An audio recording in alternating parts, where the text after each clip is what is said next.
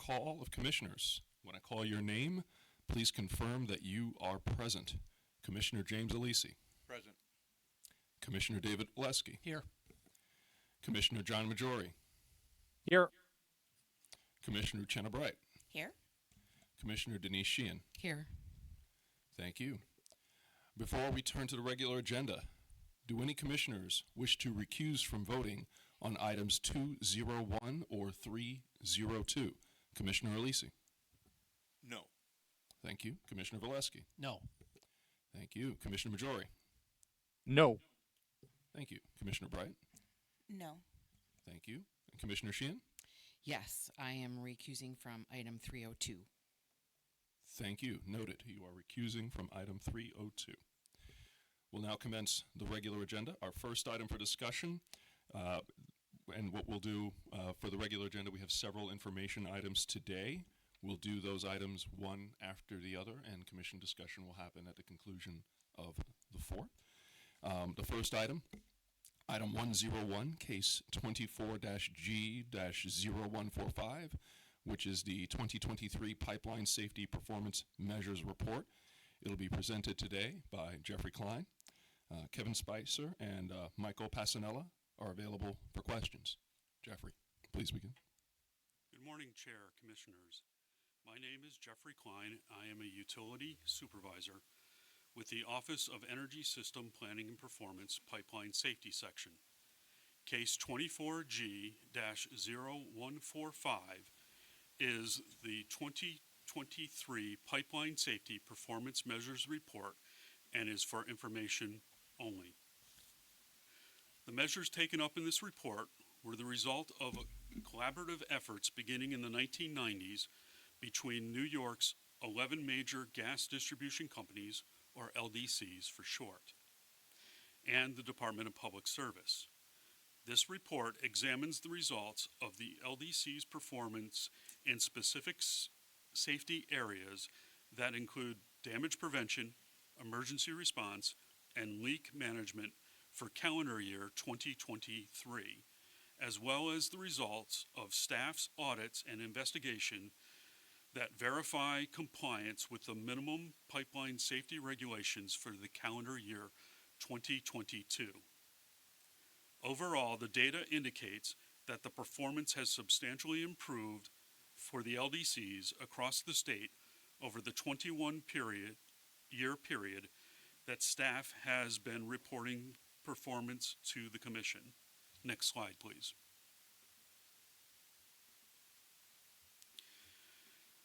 The first measure, damage prevention, gauges the LDC's achievement in minimizing damages to buried gas facilities caused by excavation or demolition activities.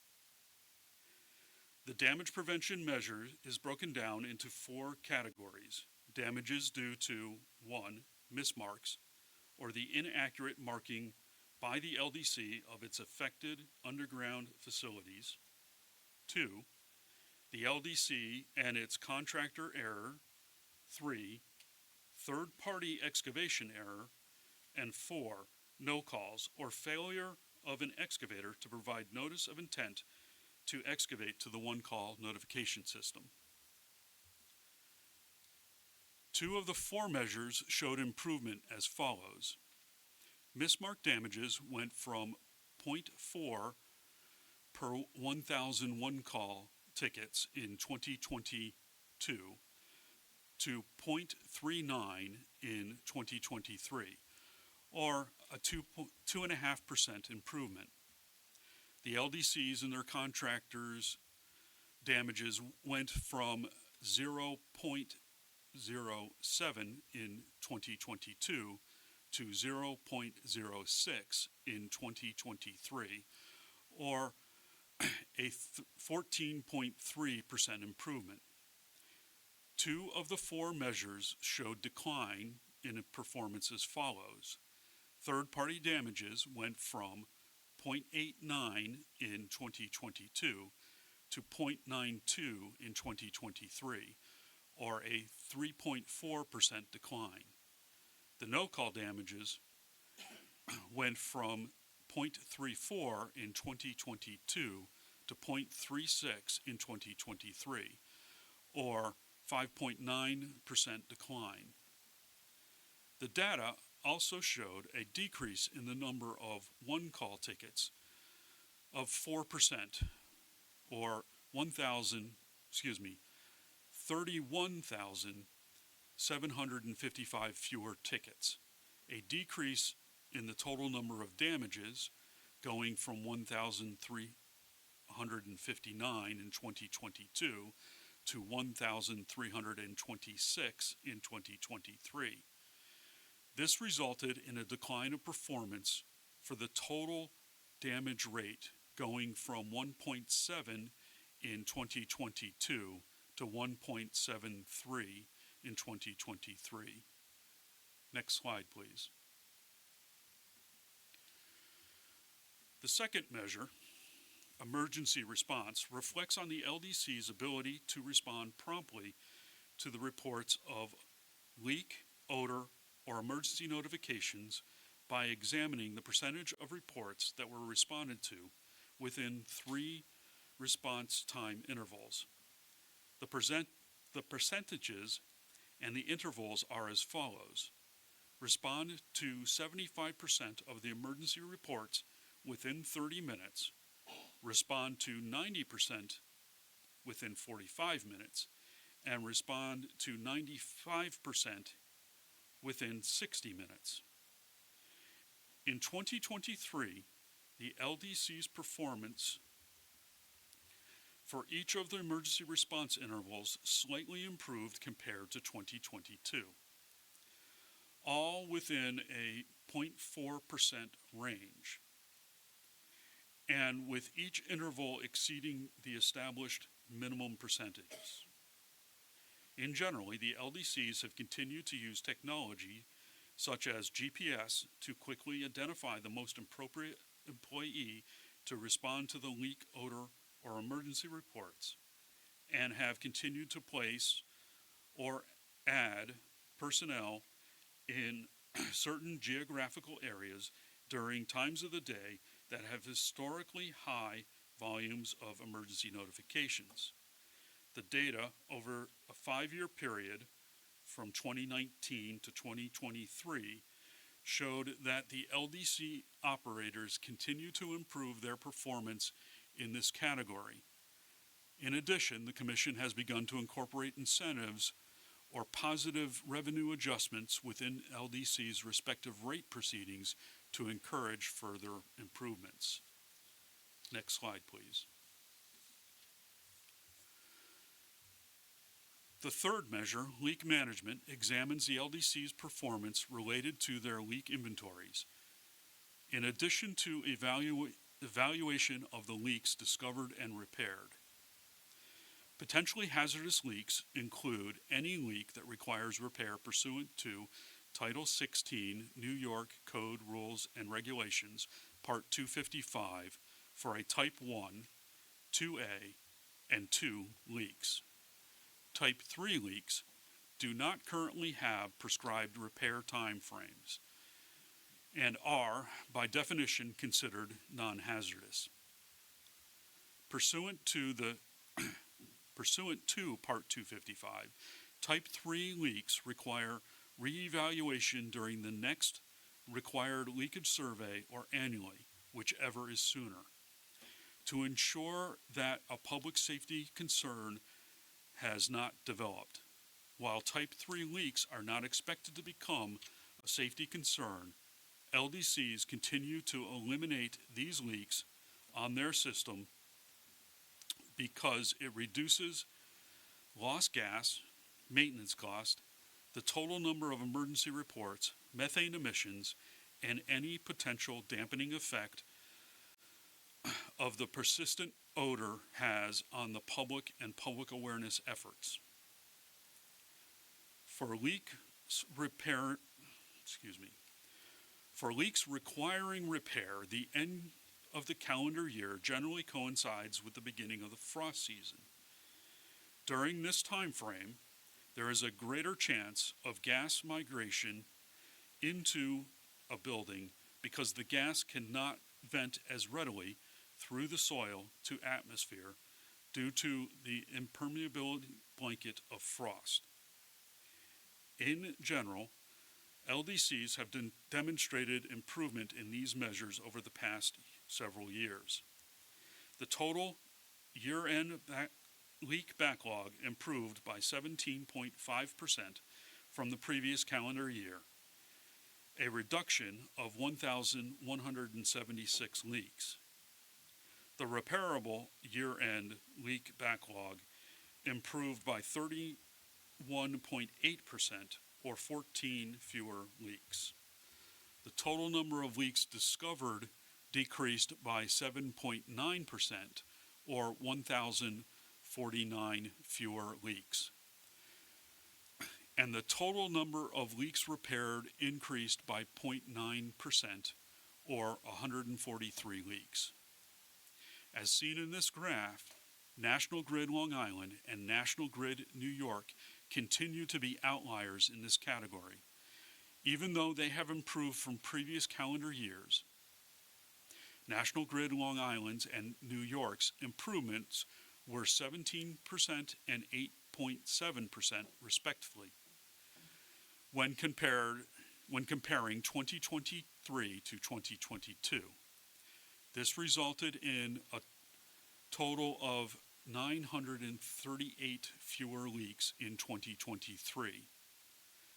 Their total leak backlog, however, are considerably higher than the next highest LDC, National Grid Upstate, and accounts for 87.2% of the overall total leak backlog. Taken in total, National Grid Long Island, New York, and Upstate account for 95.3% of the total leak backlog. Next slide, please. A review of the total leak backlog for the past 10 years, 2014 through 2023, also shows a downward trend for the total leak backlog, as can be seen by this graph.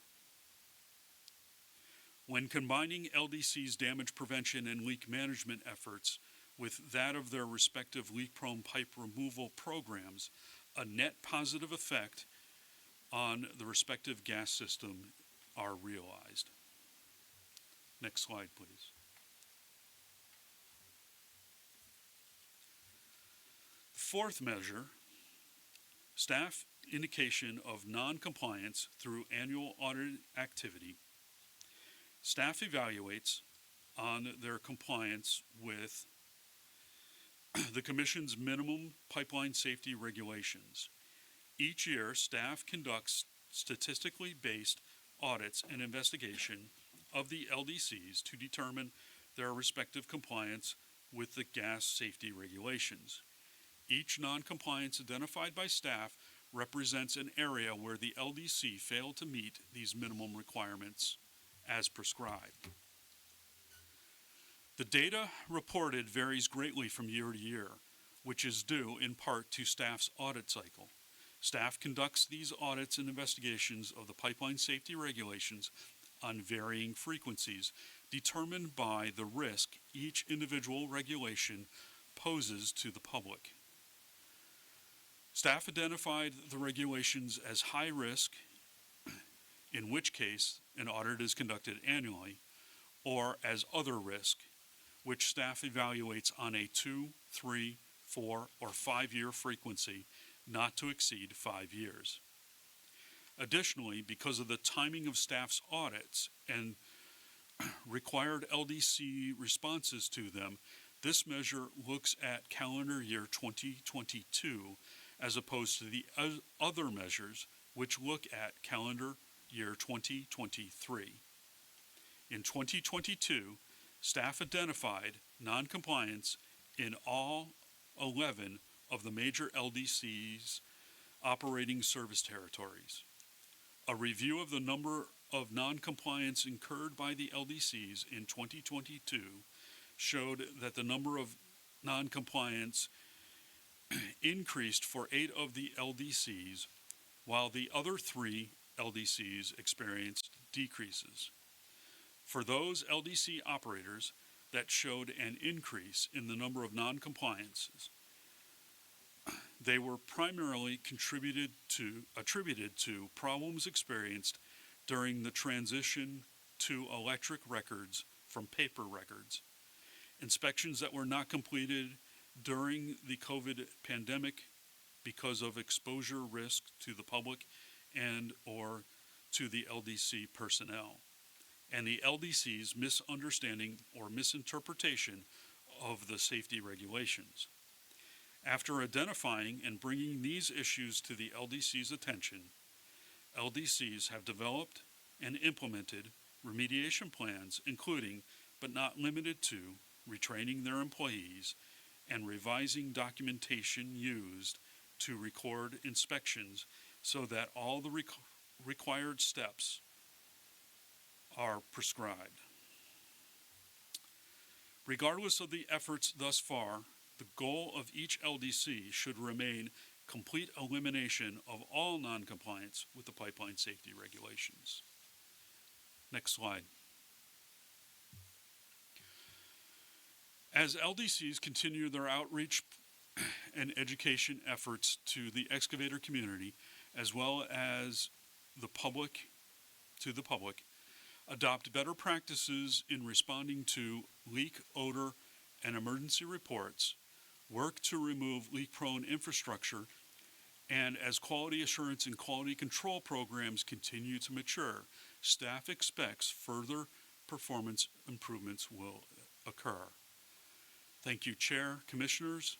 This concludes my presentation of the 2023 Pipeline Safety Performance Measures Report, and I want to thank the work that Robert Uha and Mike Passanella put in on this report. Thank you, Jeffrey. Appreciate the summary.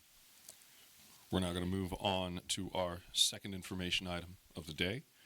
Item 202, case 24-M-0057, which is the 2023 Utility Customer Service Performance Report, presented by Kyle LaBelle. Richard Berkeley is available for questions. Kyle, please begin. Thank you, Chair. Good morning, Chair and Commissioners.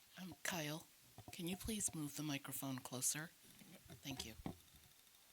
Item 202 is a staff report that summarizes the New York State electric, natural gas, and water utilities customer service performance for calendar year 2023. While safety and reliability are paramount, the quality of customer service remains vital for utility customers. Customer service performance targets and associated NRAs are negotiated in utility rate cases to help align shareholder and customer interests by providing potential earnings consequences to shareholders that reflect the quality of service provided to customers. Staff conducted a thorough audit into the utility's reported calendar year 2023 performance, which included interrogatories, utility site visits, conference calls, and verification of data submitted. Next slide, please.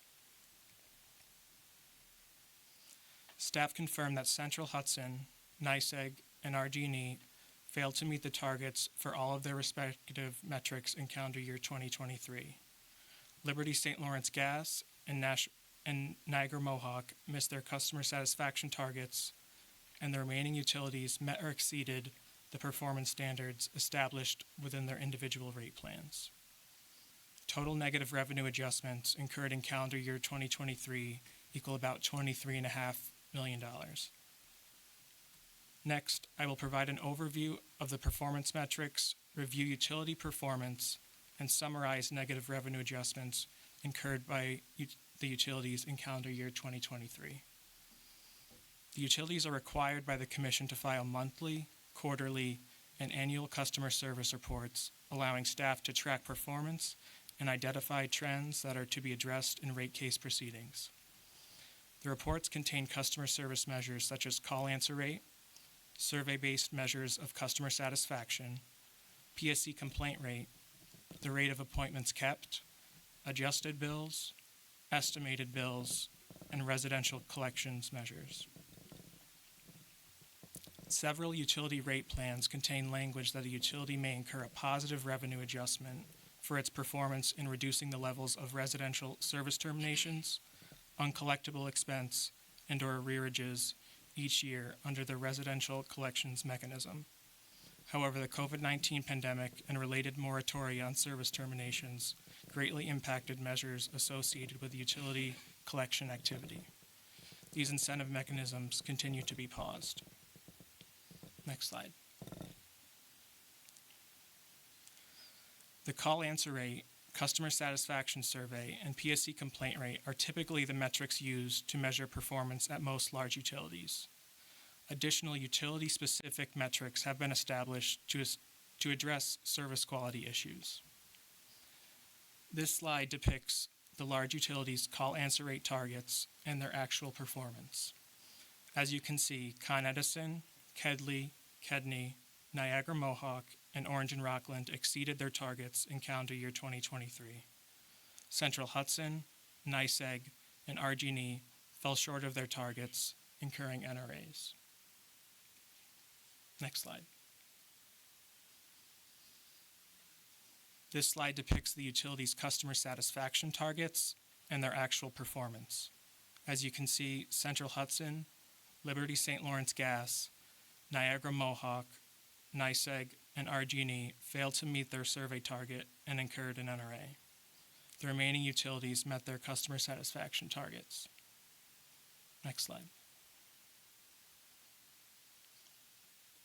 This slide shows Con Edison's customer satisfaction targets and results.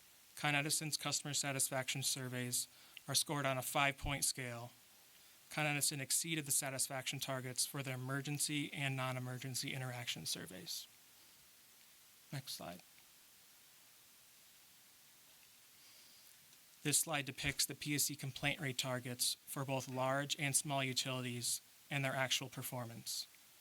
Complaint rates are calculated based on a company's number of escalated PSC complaints per 100,000 customers. As you can see, Central Hudson, NYSEG, and RG&E each failed this metric and incurred an NRA. The remaining utilities met their target for calendar year 2023. Corning's complaint target uses actual complaints rather than a complaint rate based on its customer population. Corning had 0 escalated complaints in 2023. Next slide.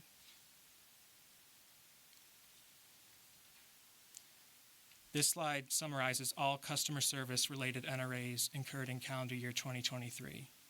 In the rightmost column, you'll see negative revenue adjustments incurred in basis points and the equivalent dollar figure. The value of a basis point varies across utilities as it scales with the equity portion of a utility's rate base.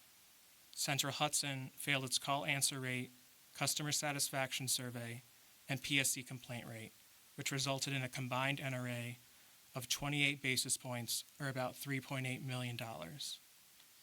Central Hudson attributed the poor performance to challenges providing customers with correct and timely bills following the implementation of its new customer information system.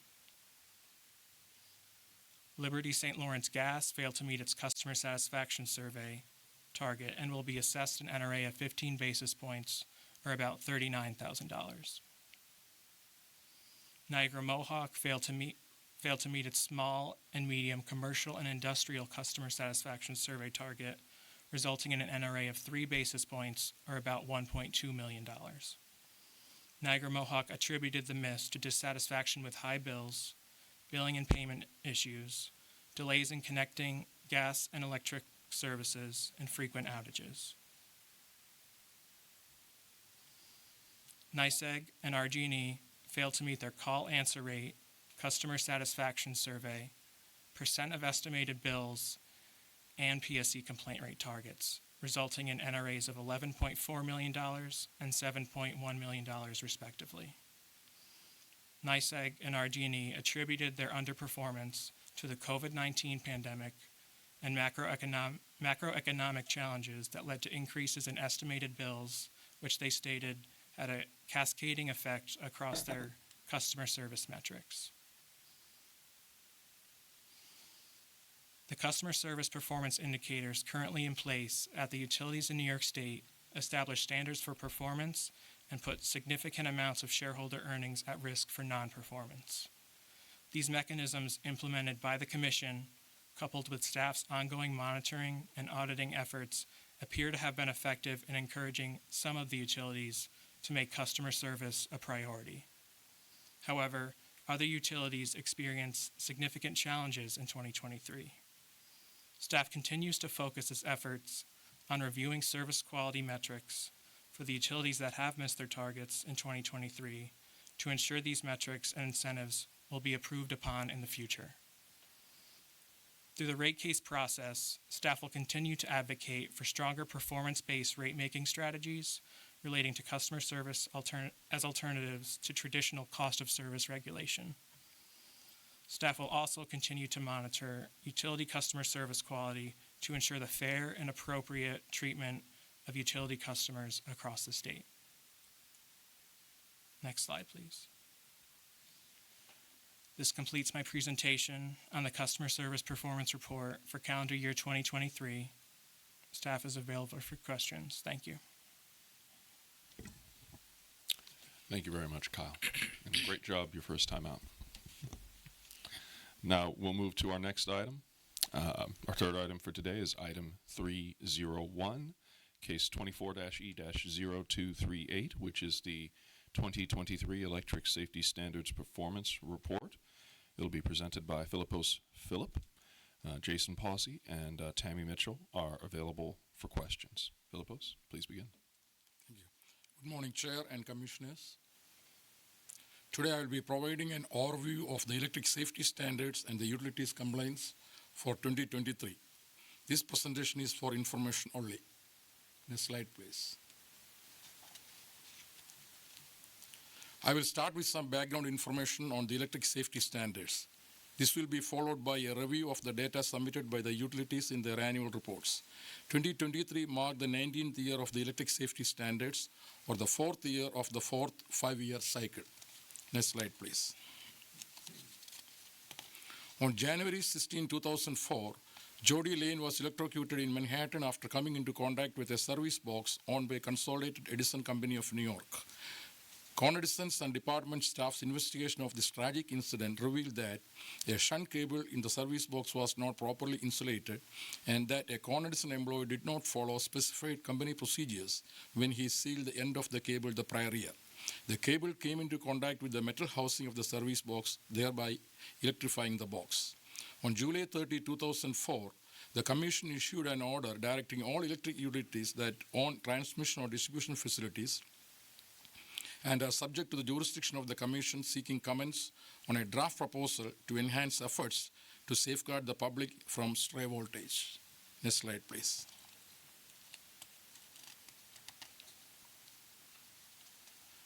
The original safety standards were adopted by the Commission in January 2005 in case 04-M-0159.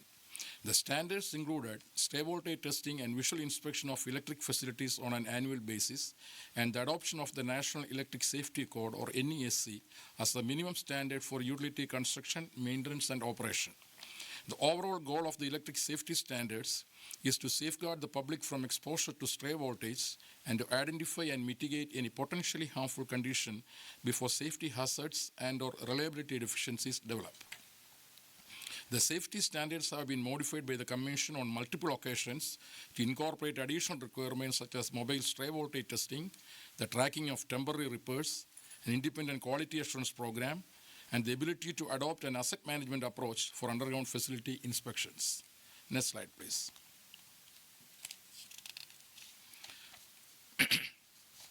The utilities are required to test their underground system and street-level facilities on an annual basis. The utilities are required to test their overhead distribution and transmission facilities on a 5-year cycle. With regards to testing, inspectors carry a pen-like device that lights up red when voltage is detected. 4.5 volt is the calibrated threshold of this device, as that is the voltage limit where the potential for injury becomes concerning. However, the device does signal for lower voltages. Once voltage is detected, the facility is then tested with a digital voltmeter to record actual readings. All voltage findings of 1 volt or more are required to be recorded and mitigated.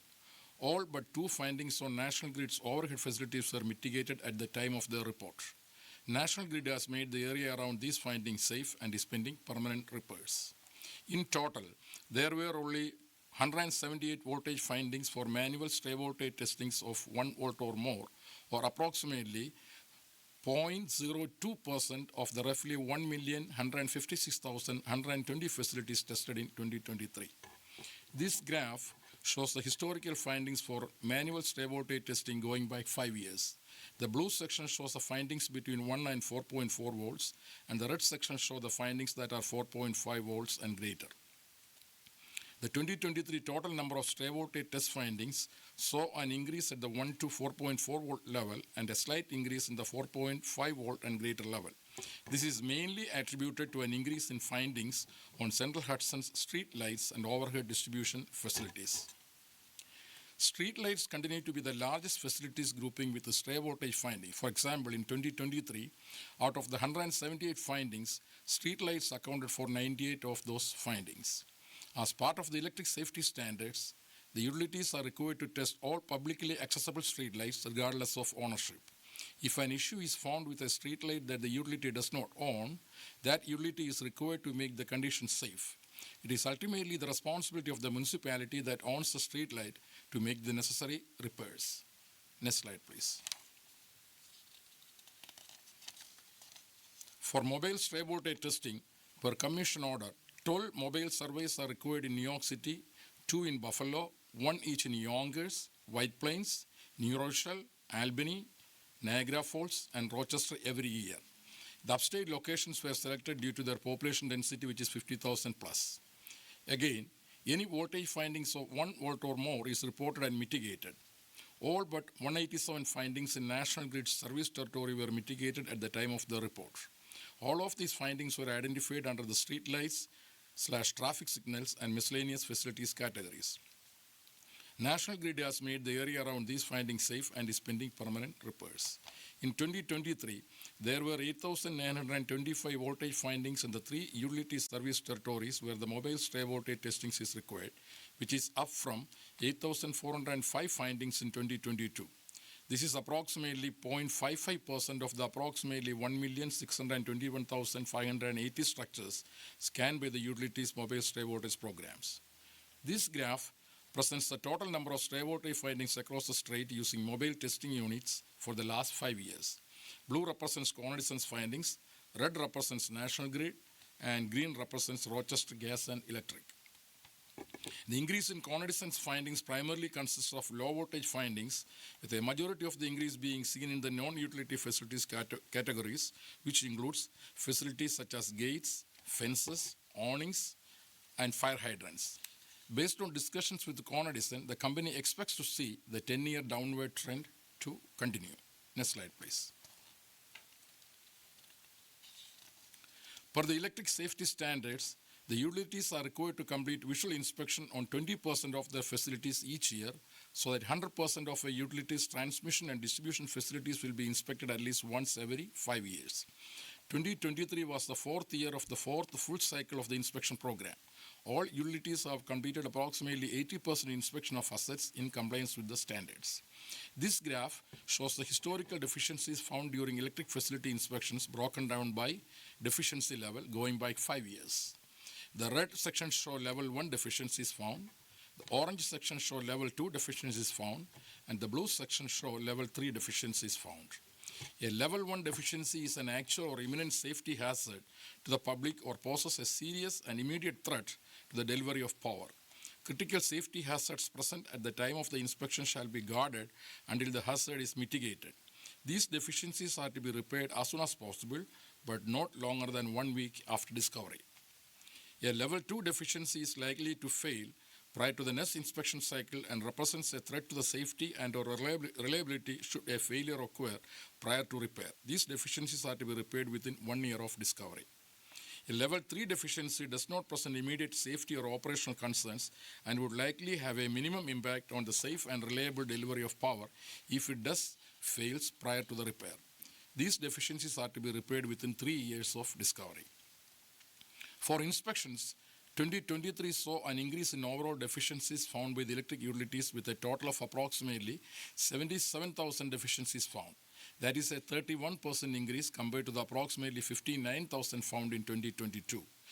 This increase can be attributed to the increase in facilities inspected, which is 804,223 in 2023 compared to 735,243 in 2022, and also the geographic area where inspections are performed. Next slide, please. For PSEC Long Island, they are not subject to the Commission safety standards as they and system owner LIPA are not regulated by the Commission. Through discussions with the DPS staff and as required by the 2023 PSEC Long Island performance metrics, PSEC Long Island is moving towards full compliance with the Commission's safety standards. PSEC Long Island began a facility inspection and stray water testing pilot program in 2020 and has continued to test and inspect approximately 10% of its system assets on an annual basis. In total, PSEC Long Island tested and inspected approximately 38,000 facilities in 2023 and found no stray water cases and 1,042 inspection deficiencies, which is 2.7% of those inspected. Of those 1,042 deficiencies found, 13 were level 1, 150 level 2, 665 level 3. These two graphs present the total number of stray water findings and inspection deficiencies found across PSEC Long Island for the last 4 years. The company will continue the pilot program in 2024, intending to inspect 131,000 overhead assets, moving from 10% to 15% of its facilities, and performing stray water testing on 62,000 underground assets and 45,000 overhead assets, which is 20% of the facilities in the stray waters program and in line with the Commission's safety standard stray water testing.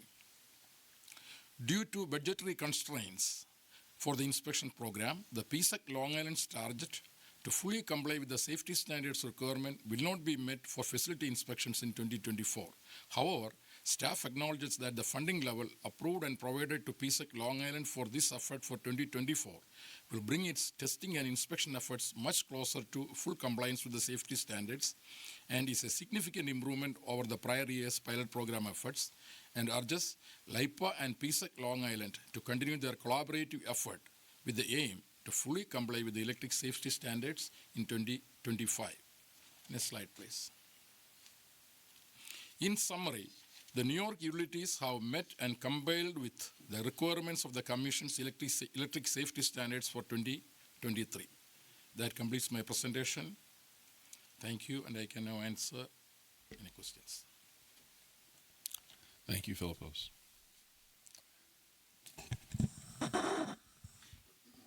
We'll now move on to our fourth item, the last information item for today.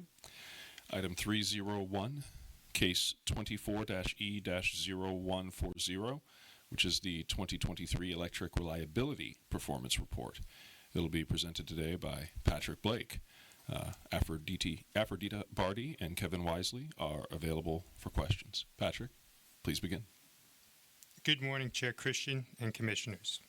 My name is Patrick Blake, and I am a Professional Engineer 1 in the Office of Resilience, Utility Security, Nuclear Affairs, and Emergency Preparedness. Today, I will be providing you with a brief statewide summary of New York's electric reliability performance in 2023. Staff's written report provides additional information and individual reviews for each of the major electric utilities. Next slide, please. Each year, staff performs an analysis of electric reliability performance based on monthly interruption data submitted by the electric utilities. Staff uses this data to calculate the frequency and duration of interruptions and identify trends. Frequency is affected by factors such as system design, capital investment, maintenance practices, and weather. Decisions made by utilities today, however, can take several years before being fully reflected in the frequency measure. Duration is affected by workforce levels, workforce management, and geography. Utility management of resources can have a more immediate effect on duration. By reviewing the data both with and without major storms, we can achieve a balance between interruptions under the utility's control, such as equipment failures, and those where the utility may need to implement resiliency measures to prevent interruptions. It should be noted that some of the statistics presented today reflect 27 major events that occurred last year. Reliability performance mechanisms, or RPMs, include company-wide targets for frequency and duration. RPM targets are established in each rate case, and the investor-owned electric utilities are subject to negative revenue adjustments for failing to meet RPM targets. Central Hudson, Con Edison, Orange and Rockland, National Grid, and RG&E met all their reliability targets in 2023. NYSEG failed its target for frequency for the 5th consecutive year, incurring a negative revenue adjustment of $3.5 million. Tree contacts continued to be the largest contributor to interruptions for NYSEG. In recognition of the impact that a well-executed vegetation management program has on reliability performance, as part of the 2023 NYSEG rate order, the Commission authorized an expanded distribution vegetation management budget for NYSEG to continue its reclamation and danger tree programs and perform system-wide routine trimming on a 6-year cycle. The company predicts that as it continues to reclaim its system and clear its right-of-way to specification, it will not only halt degradation of unreclaimed circuits' reliability performance, but also improve system reliability. Since May of 2023, staff and NYSEG have met monthly to follow the company's progress on increasing the program scope to meet the 6-year cycle plan. Due to a slow ramp-up and the importance of an effective distribution vegetation management plan on reliability, staff will continue to monitor NYSEG's progress throughout 2024. Next slide, please. This graph shows the frequency performance for the last 5 years statewide. Since Con Edison's networks are usually less prone to interruptions than overhead systems, and Con Edison serves a large percentage of the state's electric customers, Con Edison's data can skew the overall statistics. As a result, we review the data both with and without Con Edison. Excluding major storms, the statewide interruption frequency of 0.58 is better than both last year and the 5-year average when viewed with and without Con Edison. On average, customers experienced one interruption approximately every 21 months. For utilities other than Con Edison, customers on average experienced one interruption every 13 months. The major causes for interruptions, excluding major storms, were equipment failures and tree contacts. To reduce the frequency of interruptions, the utilities invest in capital projects, inspections, and maintenance activities. Next slide, please. This graph shows duration performance for the last 5 years on a statewide basis, excluding major storms, and again showing performance both with and without Con Edison. The statewide duration was 1 hour and 55 minutes. This is approximately 1.2 minutes longer than 2022, but still 3 minutes shorter than the statewide 5-year average. The statewide duration for utilities other than Con Edison was 1 hour and 53 minutes in 2023, which is 3 minutes longer than 2022 and approximately 36 seconds longer than the statewide 5-year average. Next slide, please. The state experienced 27 separate events that qualified as major storms in 2023, 7 less events than 2022. Major storms in 2023 caused approximately 34% less customer interruptions and 56% less customer hours of interruption when compared to 2022. As can be seen in the graph, 2023 was one of the best years from the customer's viewpoint regarding service interruptions caused by major storms since 2016. The largest storm in 2023 occurred in March and severely impacted parts of the Capital and Mohawk Valley regions. Large portions of Central Hudson's, National Grid's, and NYSEG service territories were affected, with approximately 230,000 customer outages reported between the three companies. The second largest storm occurred in September when high winds and thunderstorms impacted eastern New York State, affecting large portions of the Southern Tier, Mohawk Valley, Mid-Hudson, and Capital District regions. In total, approximately 162,000 customers lost service between NYSEG, National Grid, Central Hudson, and Orange and Rockland, with National Grid's Capital Division experiencing 37,000 outages alone.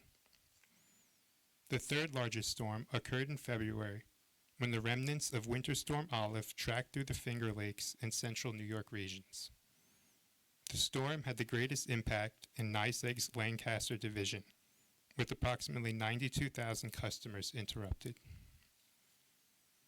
Combined, these three impactful storms were responsible for approximately 31% of the customers affected and 44% of the customer hours excluded as part of all major storm exclusions in 2023. Next slide, please. Thank you. That concludes my presentation. We will be happy to answer any questions. Thank you, Patrick.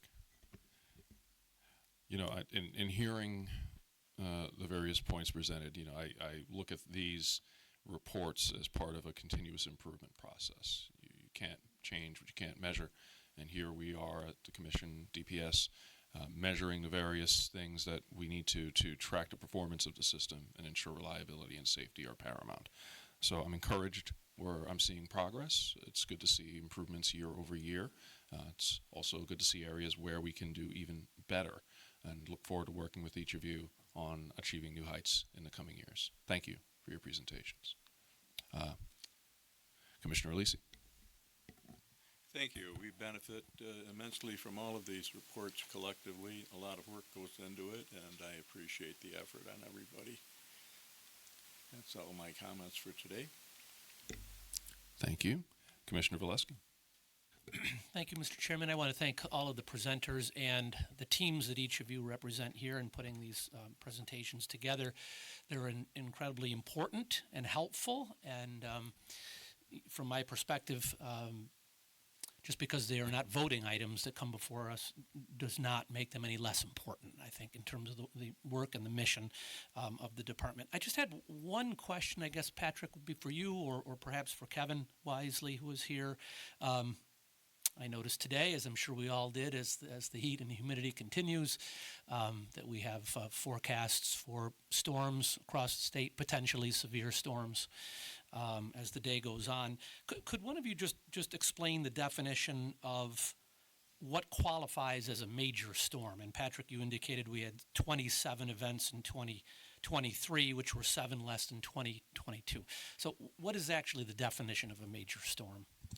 Sure. So Public Service Law Part 97 defines a major storm as a storm of adverse weather that affects either 10% of customers in an operating division or has outages that meet or exceed 24 hours.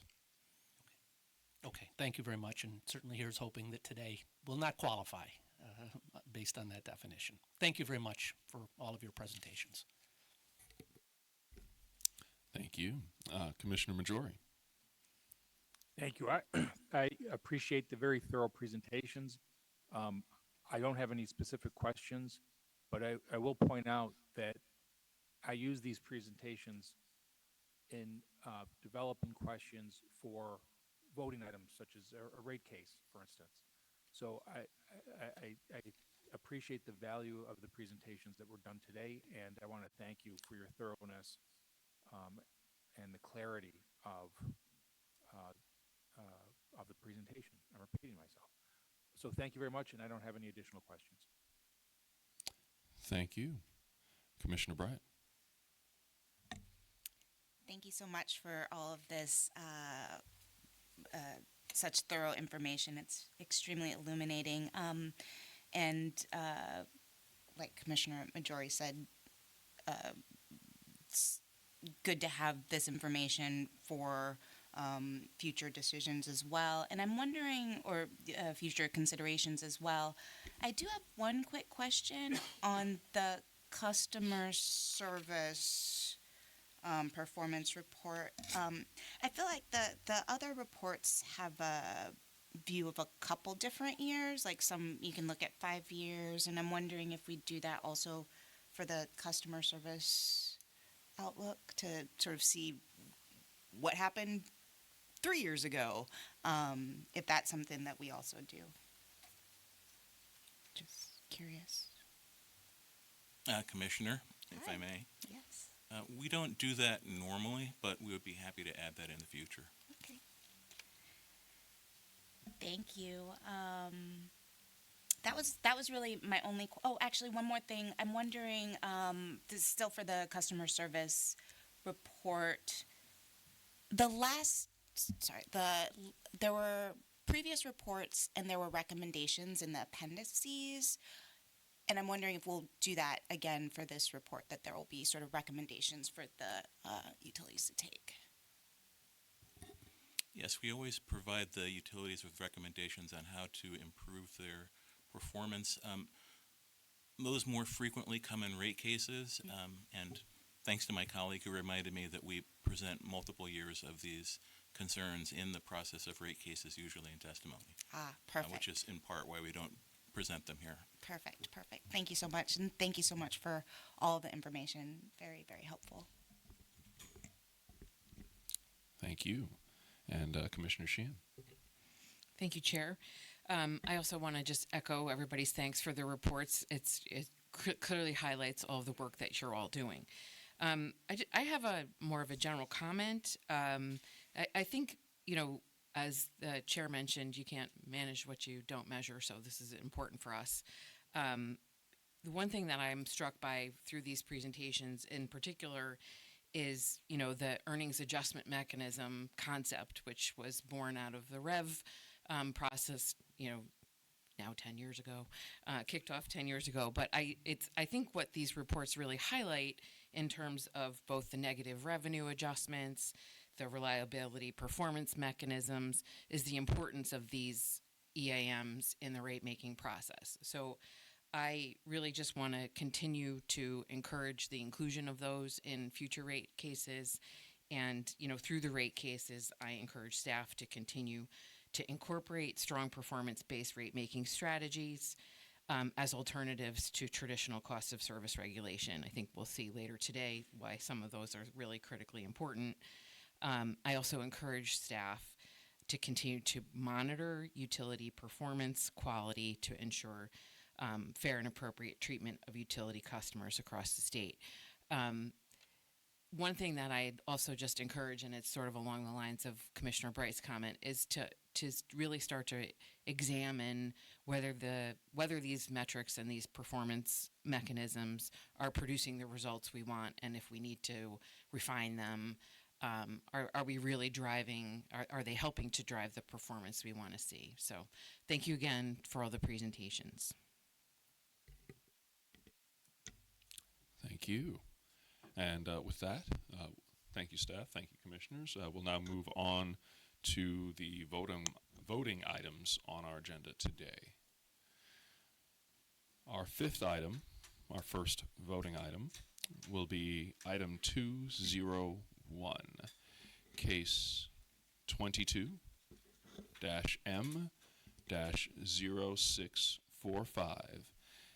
As it relates to the investigation into Central Hudson Gas and Electric Corporation's customer information and billing system. The presentation will be given by John Sipos. Eric Ryder and Jeff Hogan are available for questions.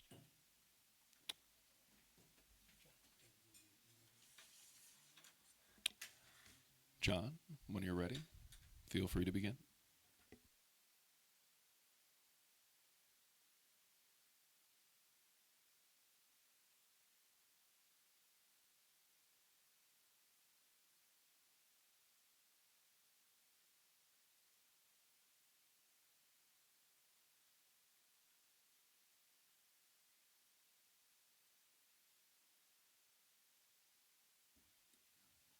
How's that? There we go. I was looking for that sound. Good morning, Chair Christian, Commissioners Alisi, Valesky, Majori, Bright, and Sheehan. This item concerns a proposed settlement agreement resolving the pending prudence and enforcement actions against Central Hudson concerning the development and deployment of the company's new consumer information and billing system. The settlement agreement before you today has a base value of $62 million and a potential value of above $64 million.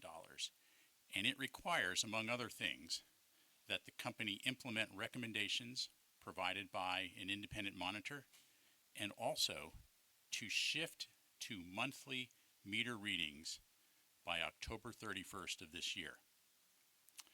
Before reviewing the components of the settlement agreement, staff would like to provide a brief summary of the case to put the agreement in context. So next slide, please.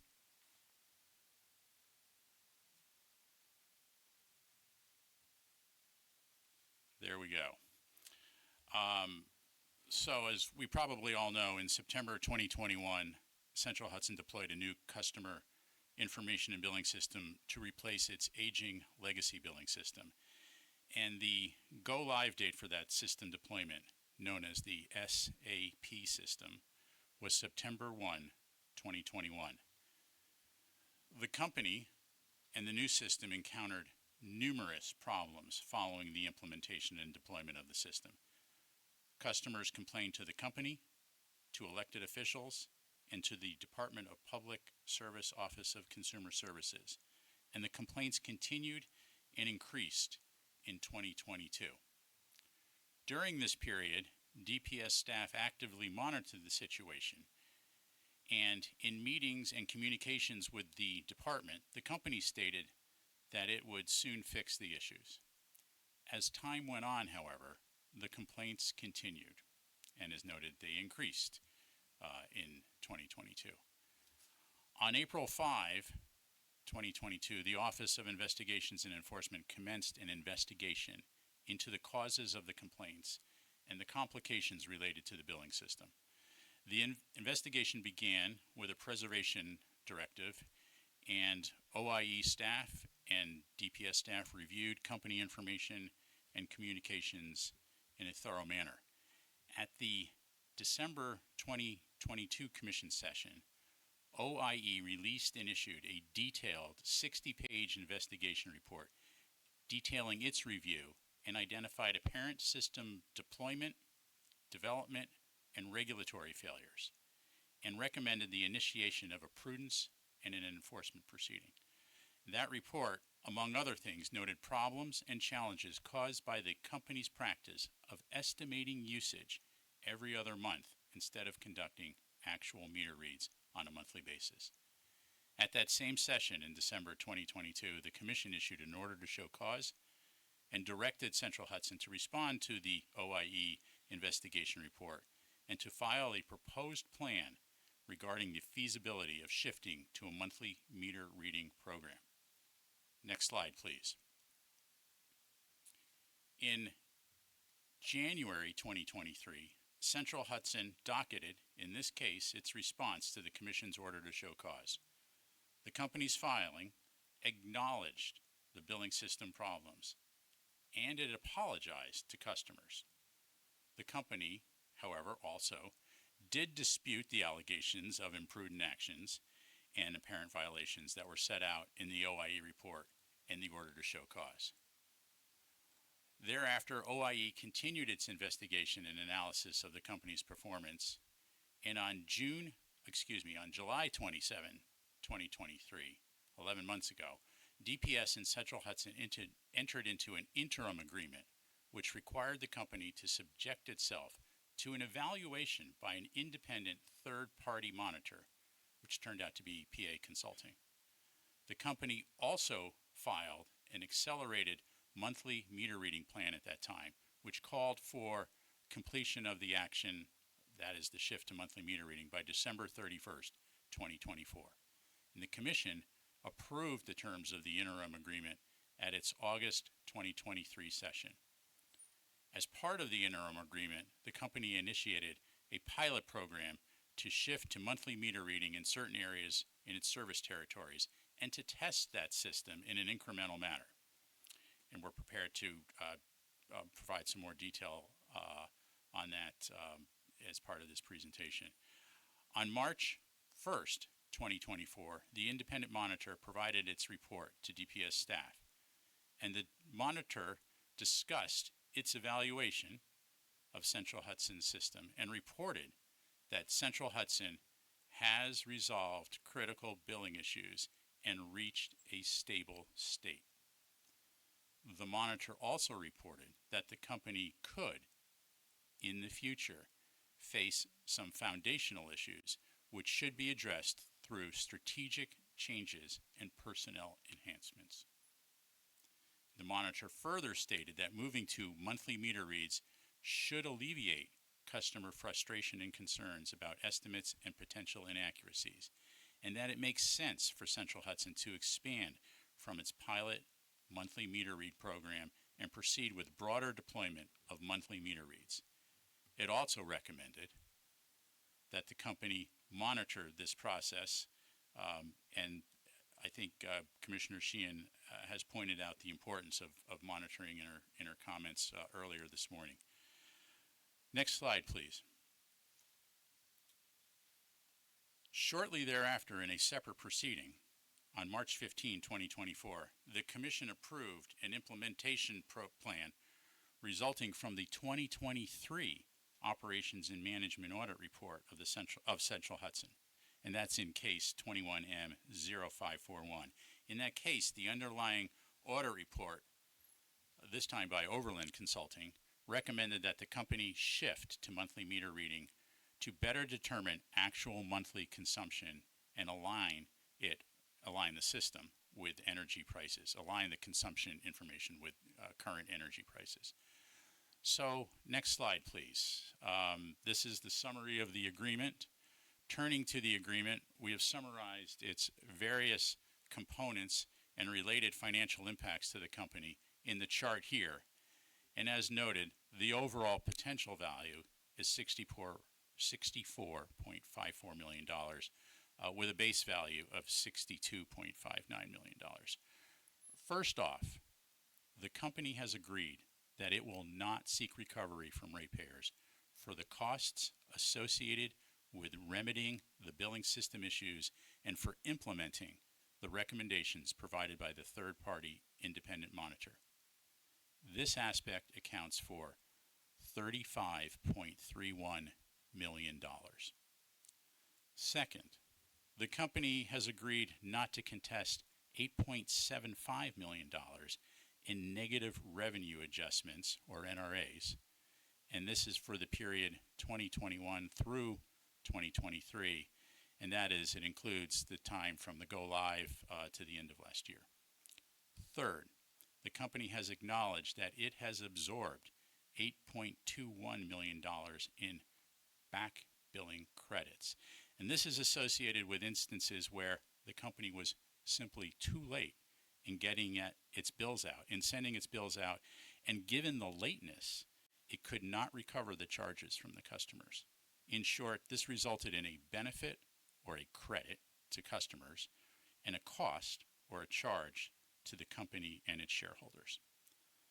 Fourth, and I'm going to break the sequence in this chart just a little bit. I'm going to discuss items 4, 6, and 7 in the chart together. The company agreed to shift to a monthly meter reading program, accelerate that program so that the vast majority of customers are included in the program by October 31st, 2024, and to absorb the costs for the transition, not only through June 30, 2024, but also through the upcoming 2024-2025 rate year that is under review in the pending rate case. Thus, the collective value of these two components is $6.32 million. That's 4.2 plus 2.22, leading us to 6.32 million.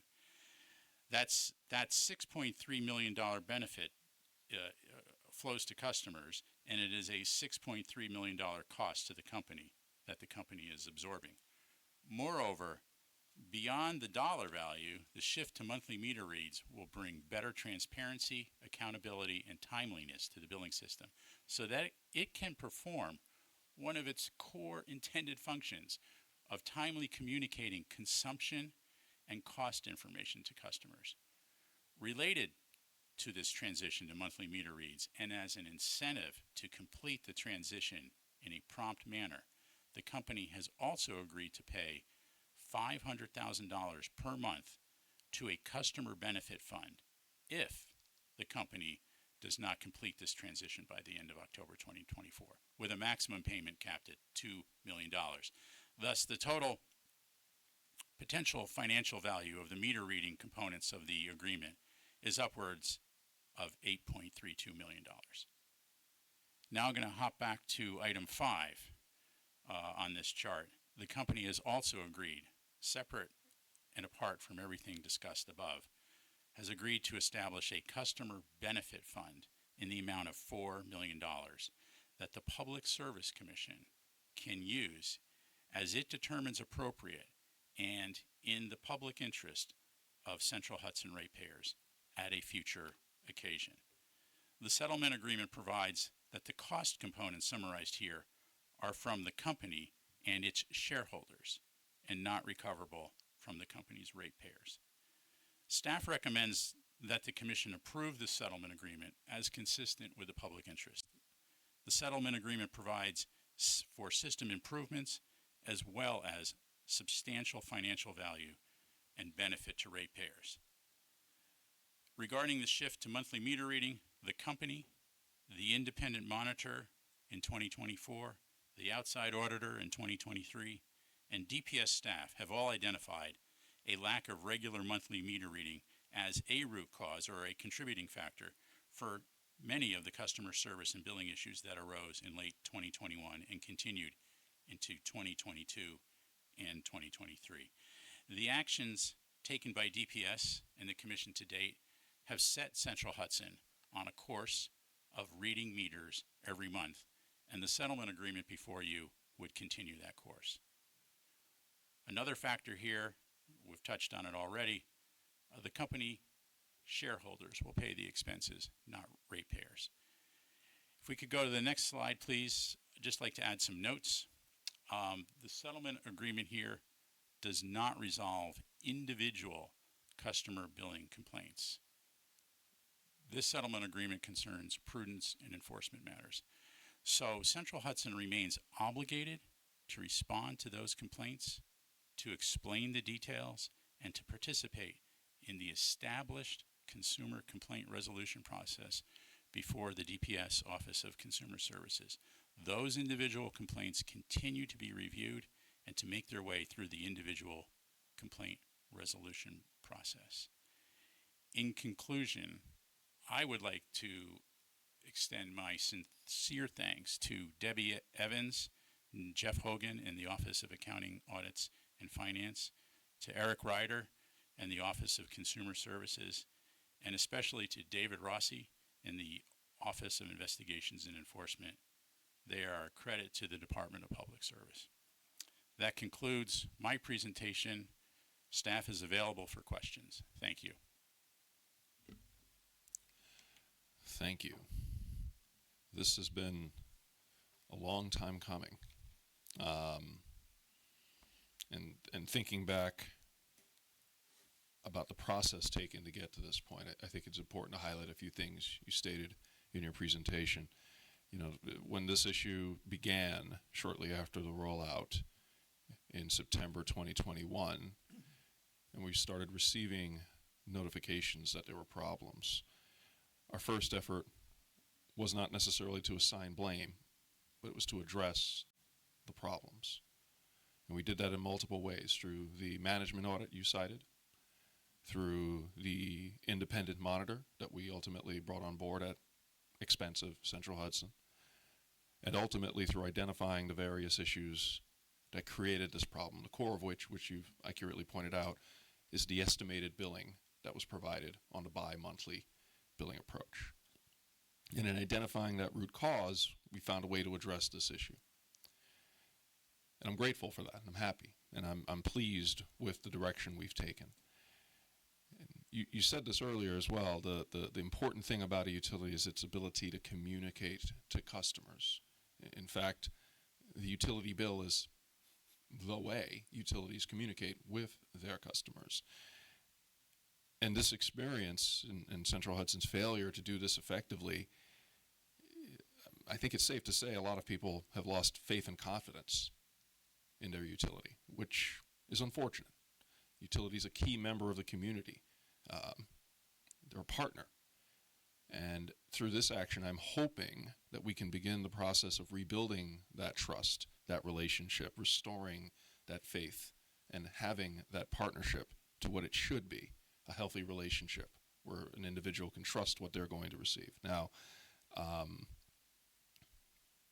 this transition to monthly billing, I think it's going to be a big step, and I have a question about that. You mentioned earlier a pilot program that was rolled out. Can you speak to that in more detail, how successful that's been, what metrics have been used, just what the outcome of that has been? I think generally? Eric probably can speak to it most efficiently. Good morning, Chair and Commissioners. So, in the process of reviewing the monitor's report, staff asked Central Hudson for data, in particular around the pilot program. We looked for historical data that indicated by billing cycle what the volatility was between cycles month to month. And historically, we saw that volatility month to month was high, which indicated to me that the billing estimates were either low or high in the previous month, and then there was a catch-up read that kind of had that consumption fall into the following month. And what we see in the pilot program in the more recent times, when we have monthly meter reading, is that volatility decreased on average by 80%, which to me means that it's working. Great, thank you. Yeah, I can speak personally. I know my bills typically fall within a given range, and I would have a lot of questions if they kept moving from one end of the range to another month to month. So this is going to be a very helpful way of establishing some degree of consistency and setting expectations as to what an individual can expect from month to month. So thank you for that. I think just thinking through the previous discussions, we've spoken to death about the various failures that have happened throughout, the failure to test, the failure to properly add resources, the failure to properly train. And I look at this agreement as addressing that issue. The $62 million that we've achieved, plus the potential for another $2 million, I think is an amazing settlement to the benefit of ratepayers. It's most certainly in the public interest. And I want to thank you and everyone you mentioned, everyone here today, for all their hard work in bringing this outcome about. Excellent success, excellent work.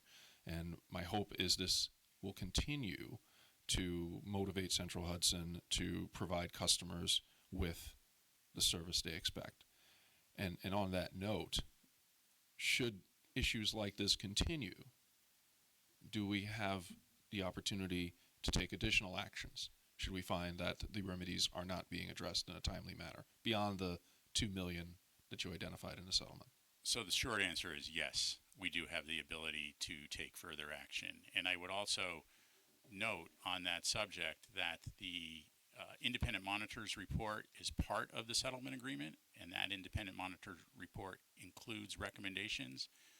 By approving the settlement agreement with the independent monitor report, there are metrics in there specifically with regard to software management and coordination, testing, traceability. I was talking with Eric this morning about it. the independent monitor has recommended that the company really step forward and ensure that its software, from a life cycle perspective, is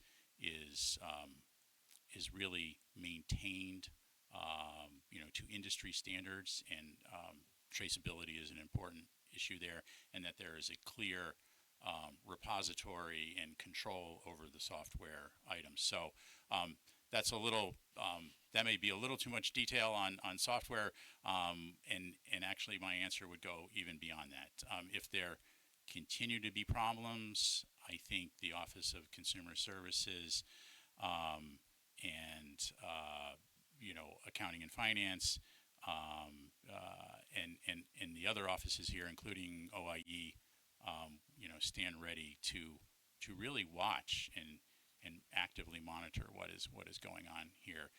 To come back to what you said, the utility company performs an important role in the community, and it's important that the communications between the company and its customers be such that there's a level of trust and a level of, pardon the phrase, utility, that it actually accurate data is being conveyed to customers, and they are able to make decisions based on the accurate data for their consumption and also for the pricing issues. So yes, there are other tools, and I am sure the department will be watching. All right. Thank you very much. Thank you, everyone, for your work on this. Commissioner Lisi. Thank you, Chairman.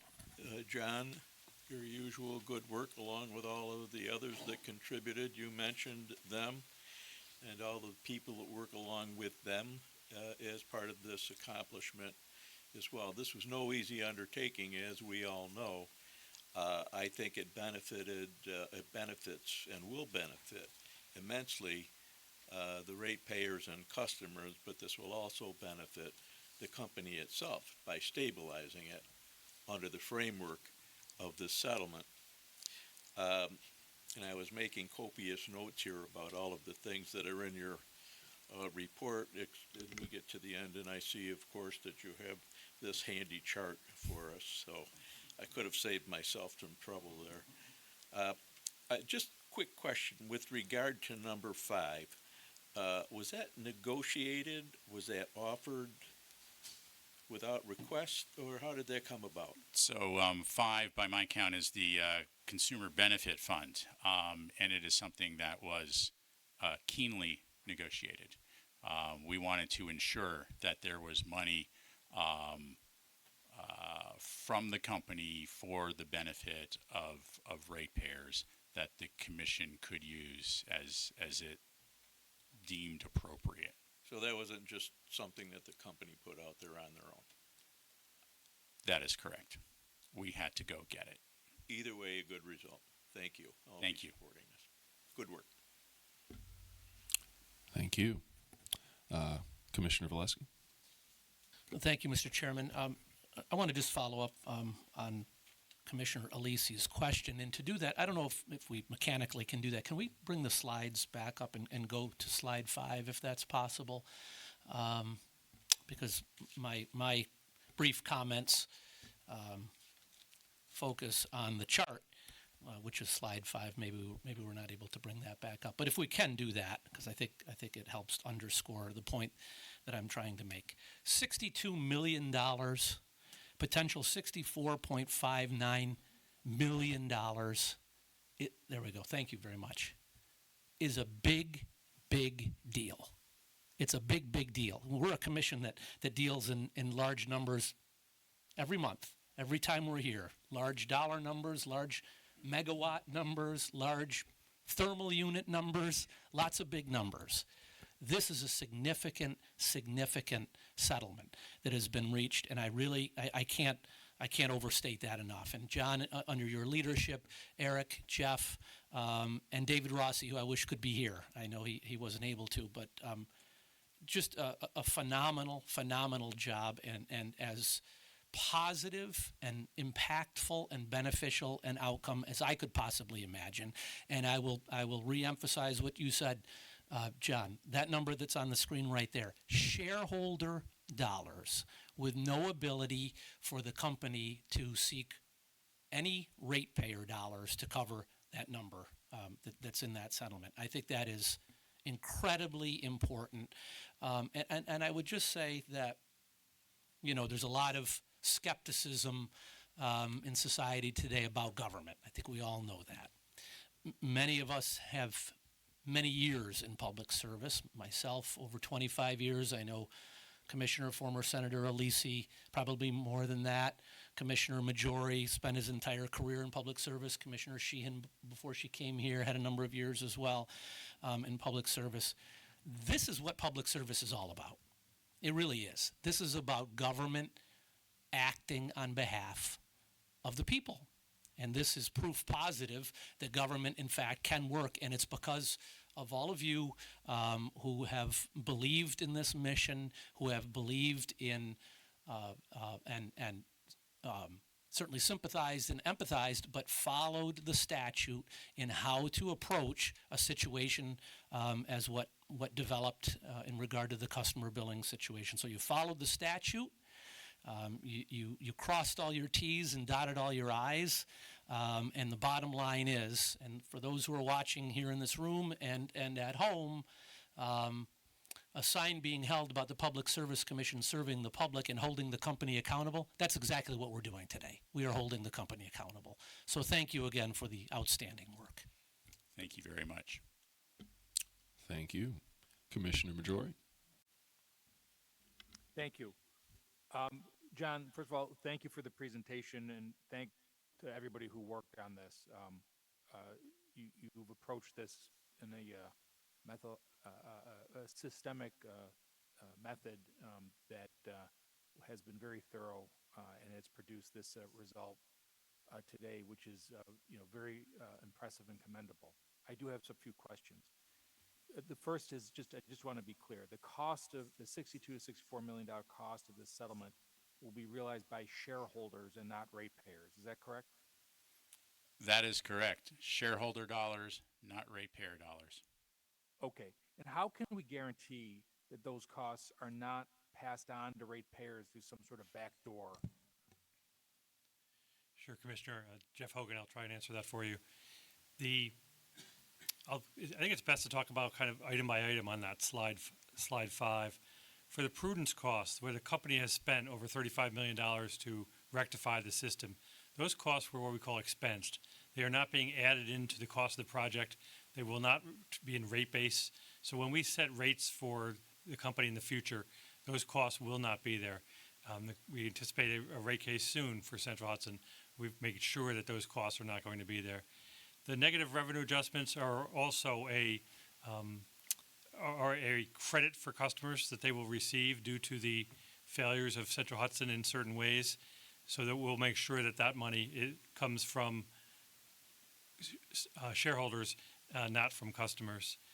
The costs for the monthly meter read are not in current rates. So when the rate case was set 3 years ago, they anticipated the bi-monthly billing, and the costs that supported that bi-monthly billing was what we baked into those rates. Through both, so that covers the period through this month. For the following rate year, those costs will not be included and will not be recovered from customers, because we will make sure that the order that the commission approves, that the next rate year, will be stripped of any costs related to measuring the meters monthly as opposed to bi-monthly. The $4 million of customer benefit fund, that's similar to the negative revenue adjustments, in that it will be a pot of money that will be available for the commission to use to benefit customers, and it will essentially replace revenue that customers otherwise would have paid. So in every single rate case, we carefully review the dollar amounts that are being collected from customers, and we will make sure that all of these categories are not in any way backdoored into the customers, collected from customers. Thank you. In the course of the process of reaching this settlement, was any malfeasance identified on the part of any employees of Central Hudson?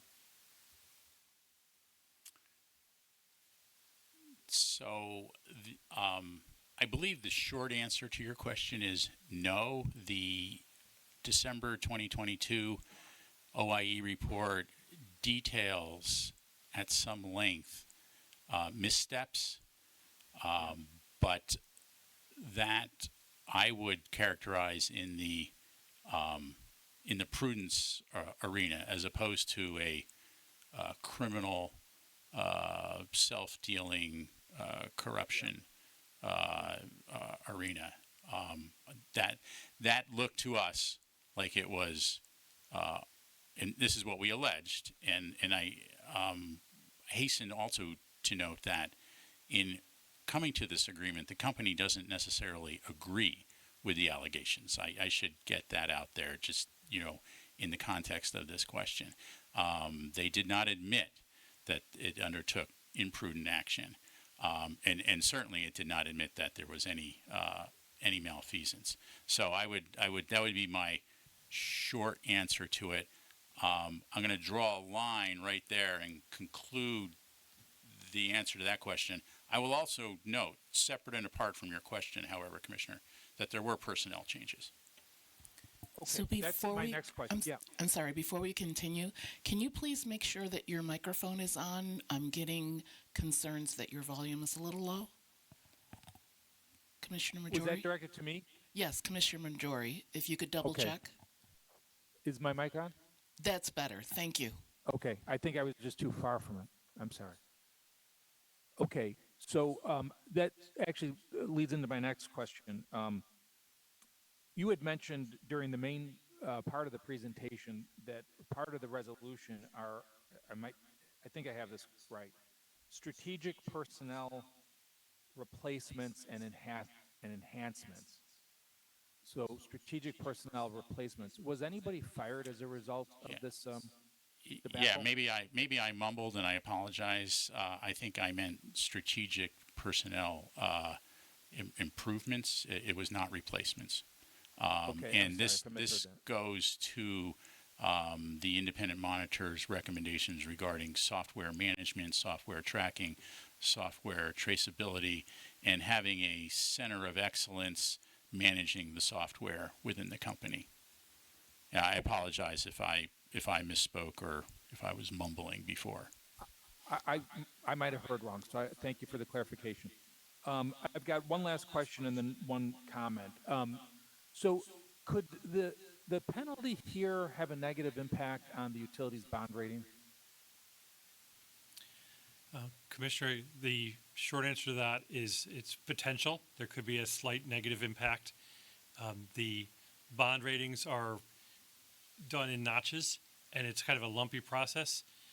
I would not expect that the $4 million customer benefit fund amount, as well as the company having shareholders pay for all of the monthly meter reader costs above and beyond what, there's additional costs.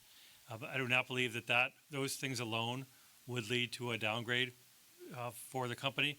I believe that having this issue settled would be a slight credit positive for the company. And so on the balance, I would say I would not expect any impact on the company's credit rating due to all of this. Okay, thank you. And I want to thank you all again for your work here. I know for myself, but I know this for other commissioners as well, that we've had to hold back on verbalizing our opinions about the problem that this settlement is addressing, and I think the settlement is the response, rather than anything that I or my colleagues would say from up here. And it's a more meaningful response than simply a rhetorical one. So this is a meaningful response, and I echo, what Commissioner Valesky said about its worth as a product of government service. I do want to sort of telegraph a message to the incoming new leadership of Central Hudson, which is, on the one hand, Central Hudson, I believe, employs more than 1,000 people, and presumably most, if not all, of the employees are themselves ratepayers. And, just human nature is such that people go to work and want to do a good job. It's hard to devote a career to a line of work where you don't try to do a good job. So my standard assumption is that people who are going to work for Central Hudson are well-intended and in many respects do in fact do a good job. This was an enormous blunder. And I would just recommend that the incoming new leadership at least consider that there are issues with the corporate culture that deserve a deep dive and a deep assessment. Assuming that individual motivations are laudatory, are there systemic issues that allowed for this problem to happen? That's my only recommendation. And other than that, I would just, John, thank you and your team and everybody who worked on this for this result. And that's it for me. Thank you very much.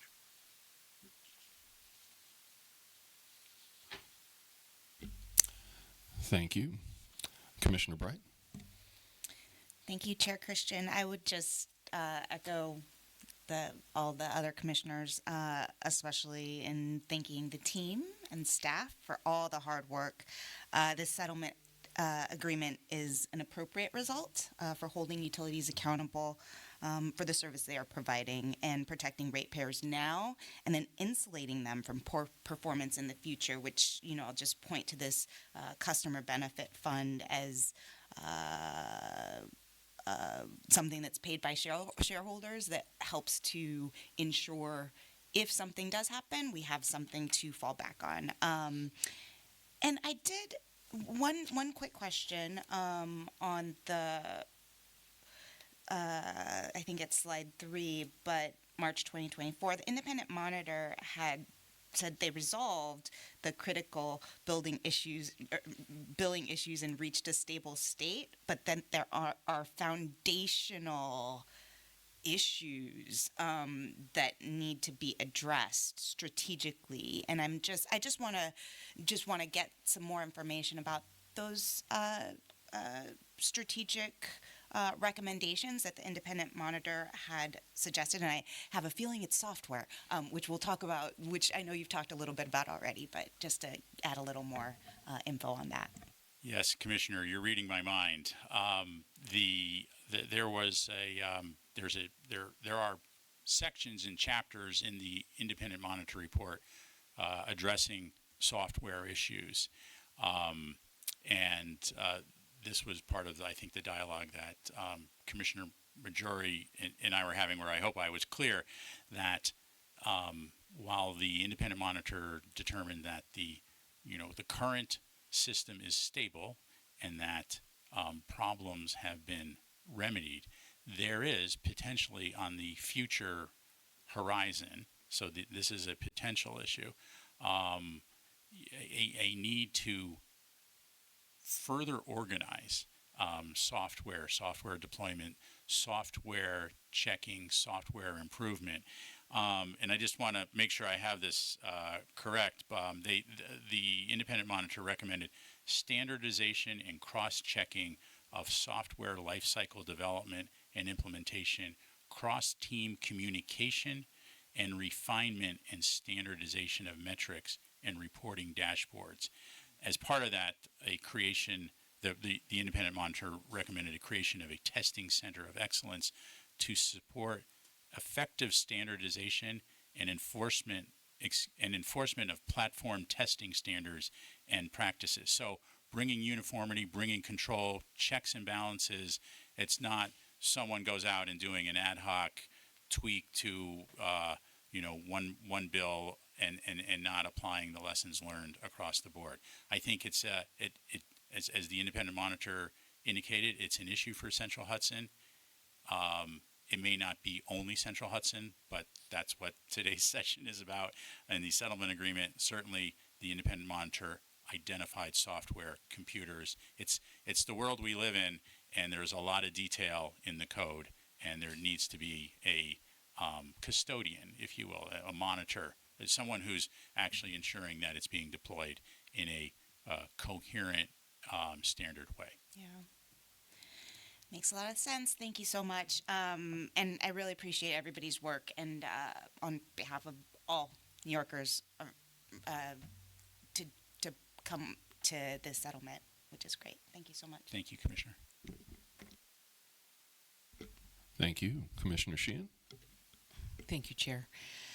Thank you, John, for the presentation and everyone who's been involved in this. I'm sure it's been a long time for you as well, as well as for all of the Central Hudson ratepayers. As Commissioner Valesky noted, my 30-some years of public service, I've seen a lot of settlements in my time, and I've seen a lot of enforcement cases, and so there are certain key ingredients for me in reviewing cases like this. So I just had one question, and then I'll go through some other comments. One of the things that's critical, obviously, is when you have a settlement agreement, is compliance with that agreement. So can you and maybe Jeff too just talk about how we will, as a department, oversee compliance, monitor company performance? I don't know if it'll also include audits, or just talk a little bit about how we expect to monitor performance. And the chair asked this a little bit, but I just wanted to kind of hammer it home. Sure, and I think this will probably be a panel response. With respect to the shift to monthly meter reading, there is a report that is due I believe it's at the beginning of November. And we will be watching them in the lead up to that, so we'll have visibility, insight, accountability as to that. The independent monitor report, as we have been discussing, does have recommendations. It is my understanding that perhaps that may touch almost every office here in the department. I'm thinking of OREP, I'm thinking of accounting and finance, consumer services.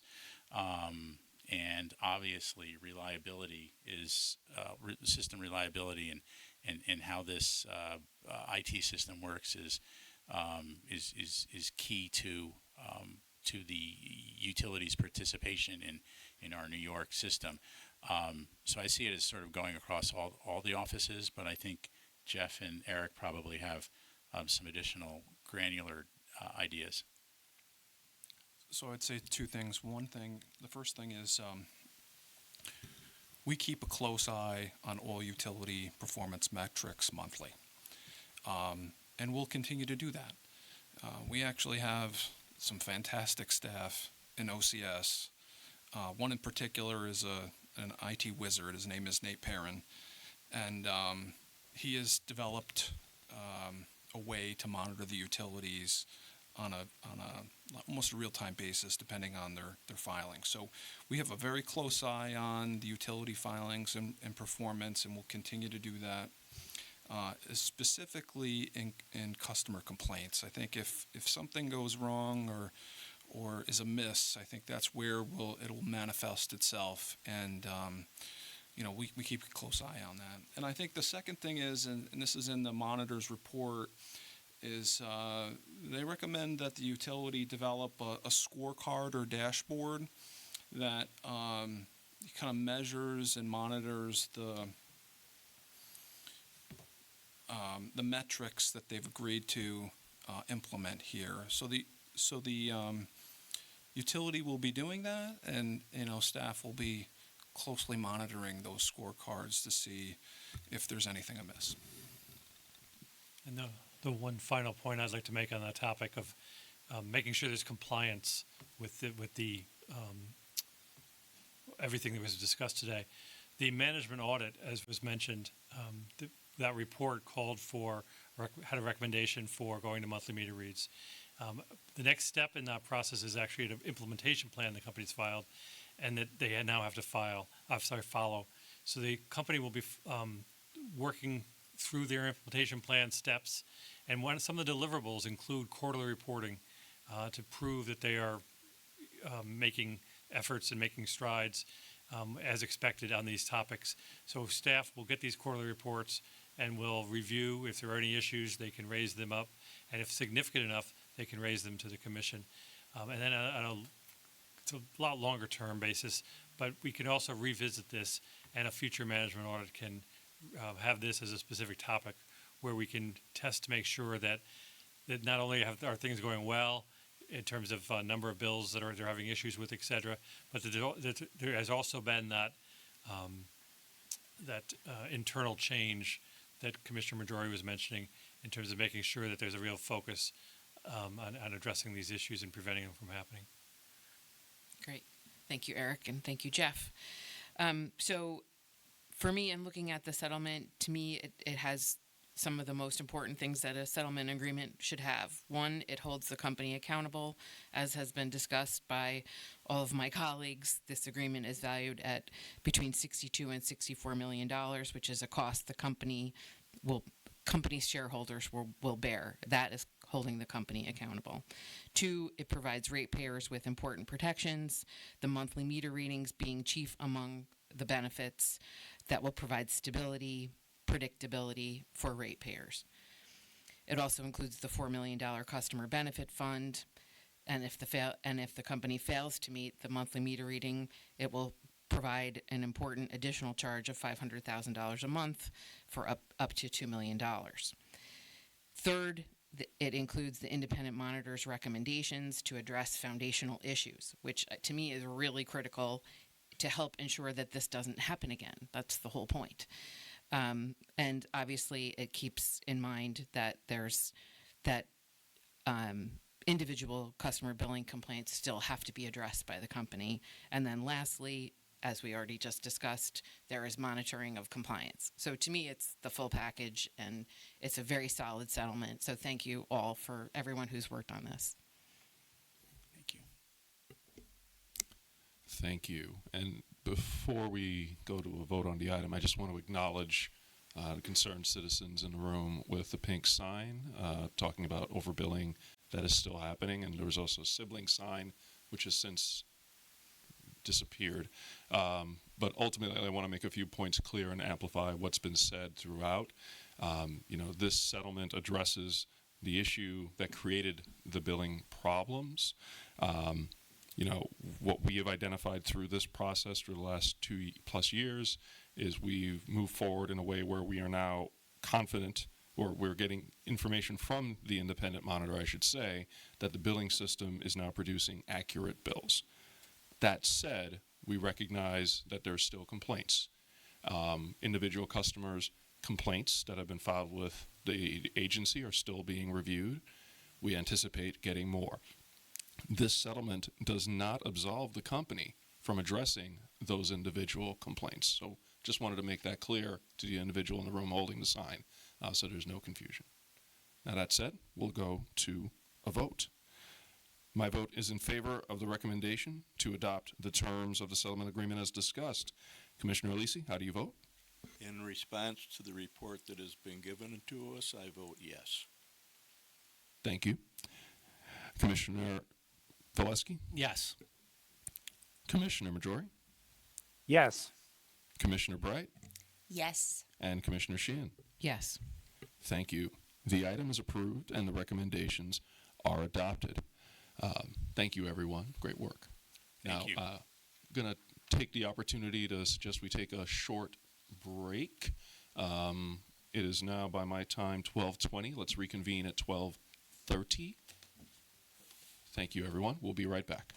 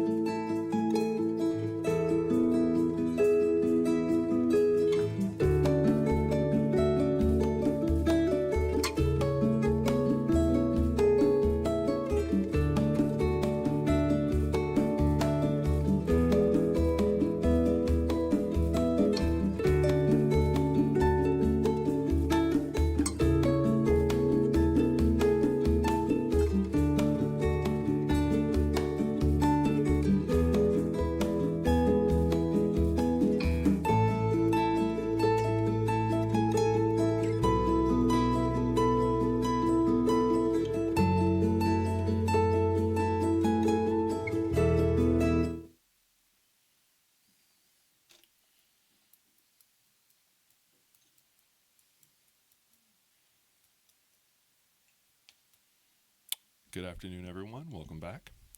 We are now on our sixth item for discussion today. Item 302, case 18-E-0130, as it relates to the energy storage roadmap goal and deployment policy. It'll be presented today by Marco Padula. Peter Sheehan, Scott Nevins, and Stephanie McDermott are available for questions. Marco, please begin. Good afternoon, Chair Christian and Commissioners.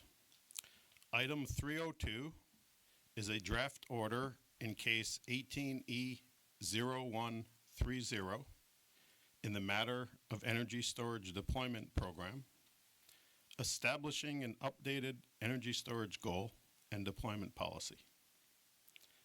On December 28th, 2022, the New York State Department of Public Service staff and the New York State Energy Research and Development Authority, or NYSERDA, jointly filed New York's 6 gigawatt energy storage roadmap, policy options for continued growth in energy storage.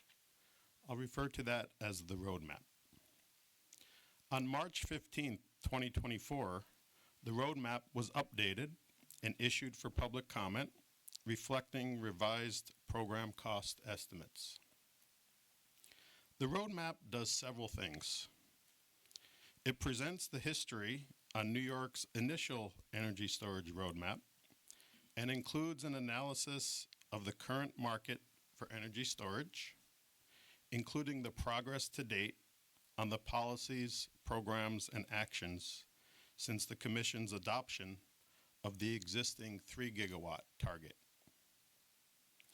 This information provides the basis for the Commission to perform its required triennial report. Most importantly, the roadmap also provides a detailed assessment of the need for energy storage as we move toward a highly renewable energy system, along with the associated market reforms and cost-effective procurement mechanisms to achieve the increased storage target.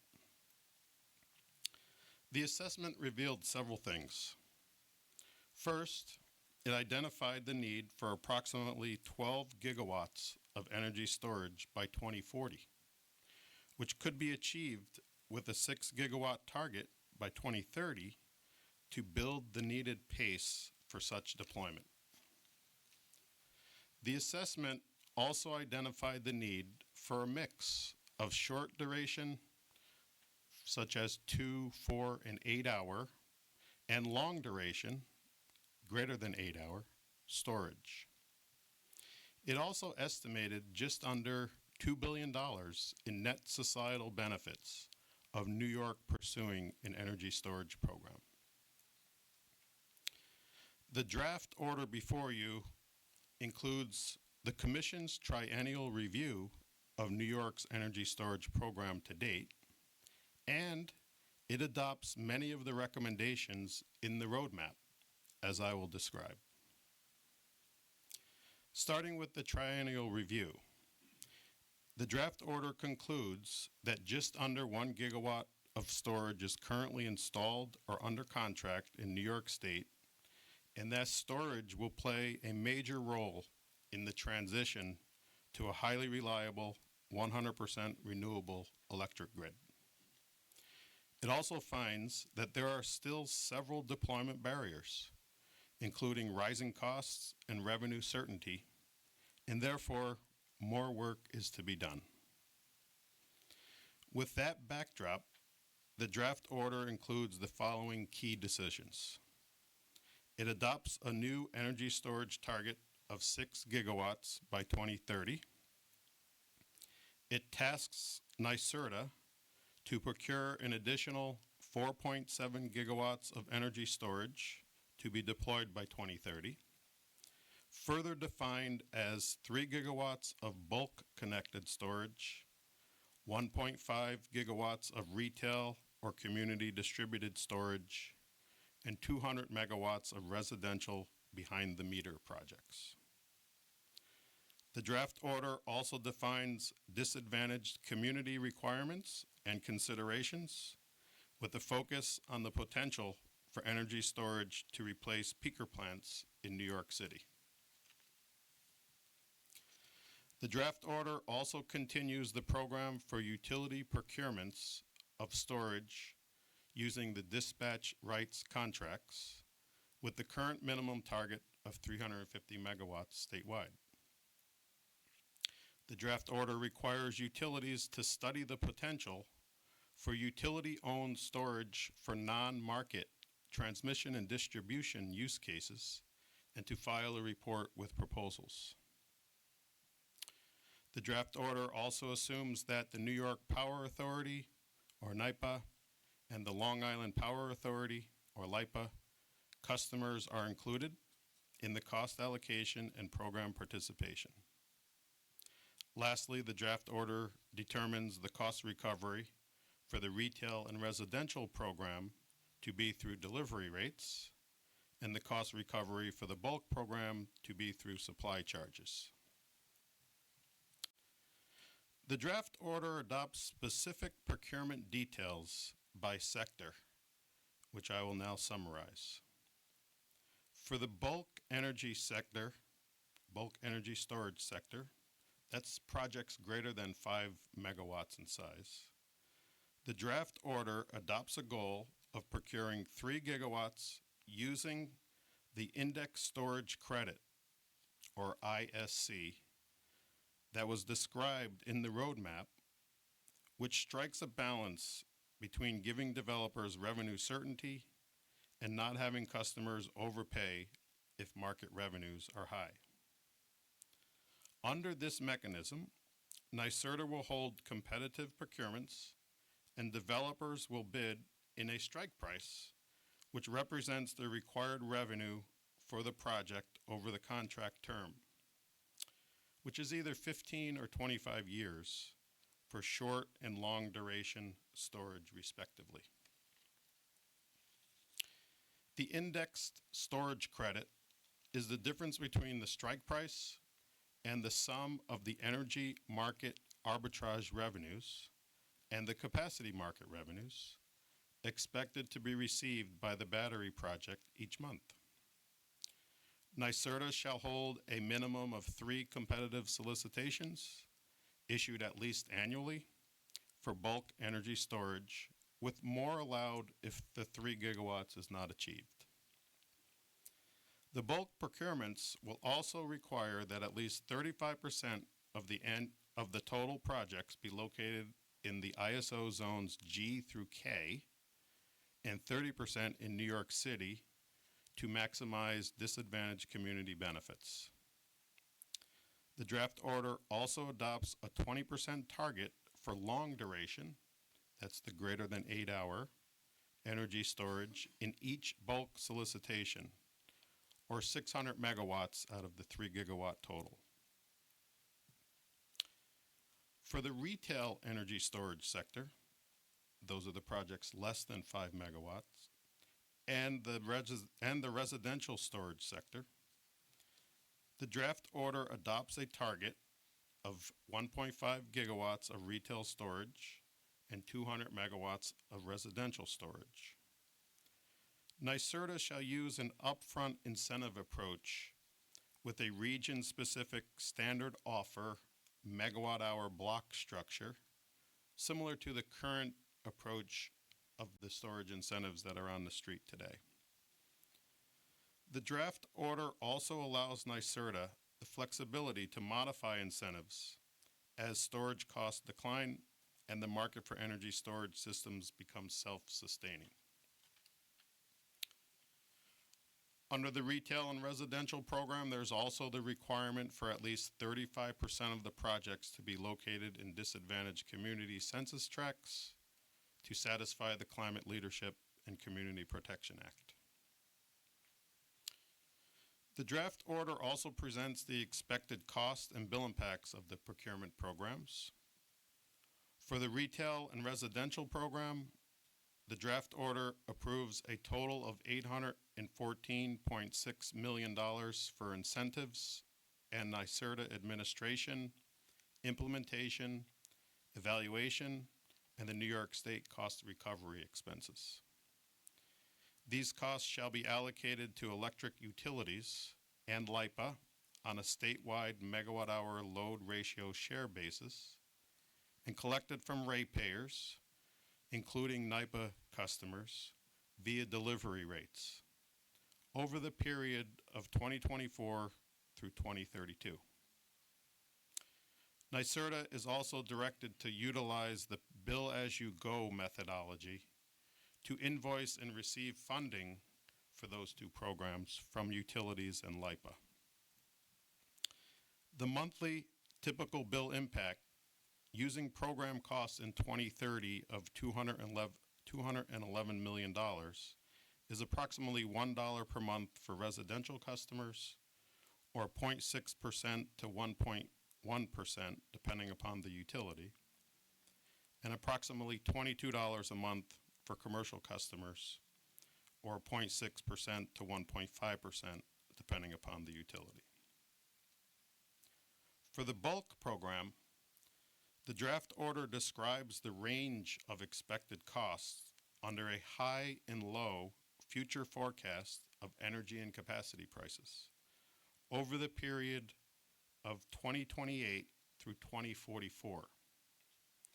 That range is $1.3 billion to $2.9 billion in total cost on a nominal basis for the purchase of index storage credits under this program over the period from 2028 through 2044. The draft order requires NYSERDA to allocate and collect these costs from all jurisdictional load-serving entities and LIPA and NYPA in proportion to statewide load. The monthly typical bill impact using the high range of program cost in 2030 of $227 million is approximately $1 per month for residential customers, or 0.6 to 1.1% depending upon the utility, and approximately $22 a month for commercial customers, or 0.6% to 1.5% depending upon the utility. The draft order also requires NYSERDA to file an implementation plan for the retail and residential programs within 60 days and one for the bulk program within 120 days. These implementation plans will be noticed for stakeholder comment and be brought back to the Commission for consideration later this year. It is important to note that the draft order requires NYSERDA to incorporate the fire safety recommendations from the Interagency Fire Safety Working Group into the program requirements via the implementation plans. Another noteworthy requirement is for the utilities to file a report and proposal within 120 days on utility-owned storage use cases for Commission consideration, as I described earlier. Lastly, the draft order continues the annual report and the triennial review requirements that will enable the Department and the Commission to monitor progress and make any necessary changes as the program progresses. Overall, the successful implementation of the programs and policies contained in the draft order will help to move the state closer to reaching its climate goals. This concludes my presentation, and we are happy to take any questions that you may have. Thank you, Marco. In reading this very brief order, I think it was 150 pages, I was struck by the detail in the history building up to this moment, and it's always a testament to me just how diligently we work towards our goal, but also it's an iterative process, almost everything that we do. And, I look at this as the next great step on our journey towards this target. So thank you for your hard work and the work of your team, everyone here, for putting this together. I know this was no simple task, and I appreciate your efforts in addressing the various comments and perspectives throughout. And, this is not the end. We will keep working at it. And you have processes in place to continue the dialogue. So appreciate the hard work in putting this together and moving us one step closer. Thank you. Commissioner Alisi. A perfect ending to a very fruitful day. Thank you and the staff. Thank you. Commissioner Valesky. Well, thank you, Mr. Chairman. And to your point on the length of this order, there are some 34 ordering clauses, I guess, here. So there's a lot here, and I'm certainly not going to go through all of them, but I just want to single out two if I could. The first, I believe, is ordering clause number 20, which has to do with, and in your conclusion, you indicate a noteworthy requirement is for the utilities to file a report and proposal within 120 days on utility-owned storage use cases for commission consideration. Could you just flesh that out a bit? And the reason why I ask, there are a lot of comments, as you might suspect, on this order. And one of the areas of comments that there was, not surprisingly, not universal agreement, has to do with this potential for utility-owned storage proposals. So can you just kind of flesh out a bit, if you don't mind, what that will look like, what would potentially come before us, what our responsibility as a commission would ultimately be around that issue? Sure. And I think I would just want to preface it with this order before you doesn't change the current commission policy on utility ownership of storage, but this does give the utilities an opportunity to really think hard about how storage could be used as a T&D asset, in the same way that when they're doing their planning for the system and looking that they have a transformer in their toolbox, or they have a capacitor in their toolbox, or a feeder, how is it that storage could be one of those tools in their toolbox? And it's really a challenge to the utility to come forth with a very detailed description of those use cases and what they believe could be the best use and economically as well. Like, why is this a better solution than one of their other typical T&D investments? And that will all come, be put out for comment, and will come back before the commission for consideration. And we'll see what they bring forward.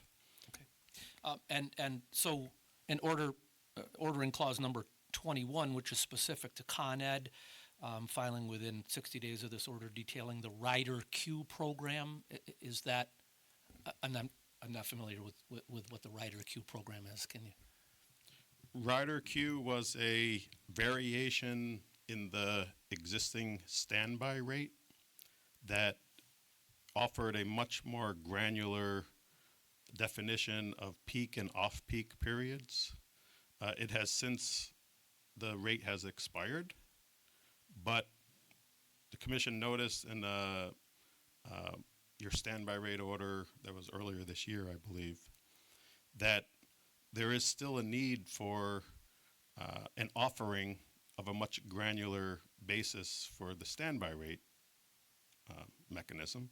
This gives the utility an opportunity to make that filing, and then we would consider that rate specific for Con Edison to actually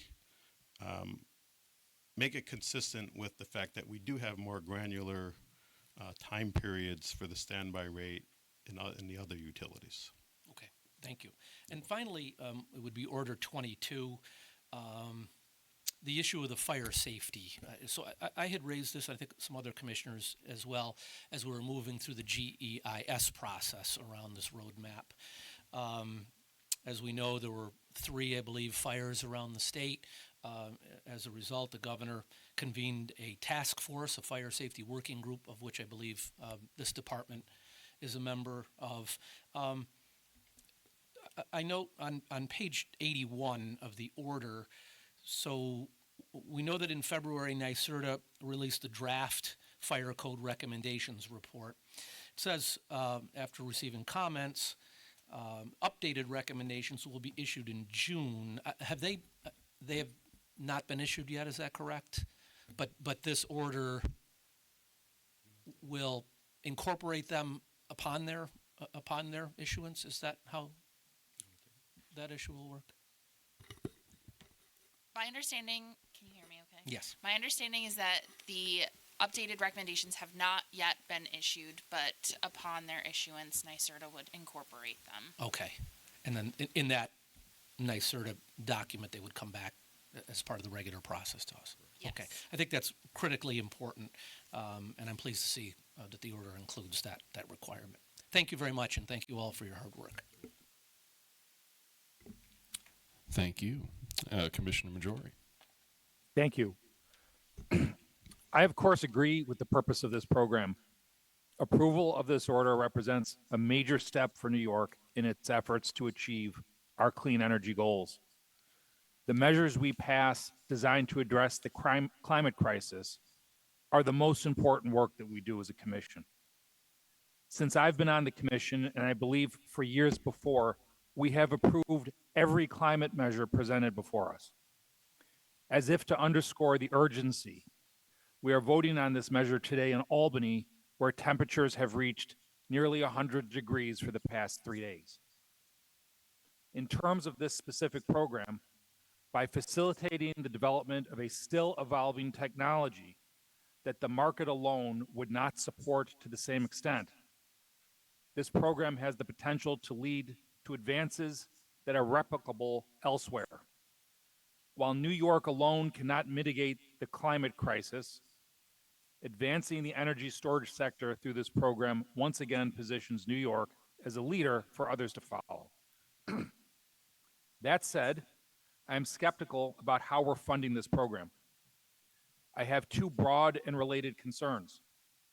The first is that we continue to pay for the necessary and urgent transition to renewable energy through one of the most regressive methods of collecting revenue, utility bill surcharges that we approve, rather than more progressive methods that are options for the legislature, but not for us.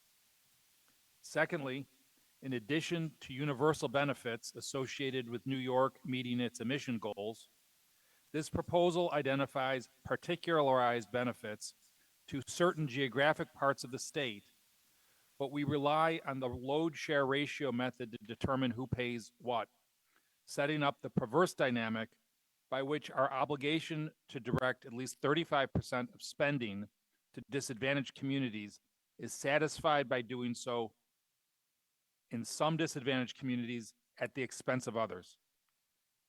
I asked a series of questions during our briefings that I'm not going to ask again now, but would invite you to jump in and correct me if anything I'm about to say is factually incorrect before I close these comments with the request.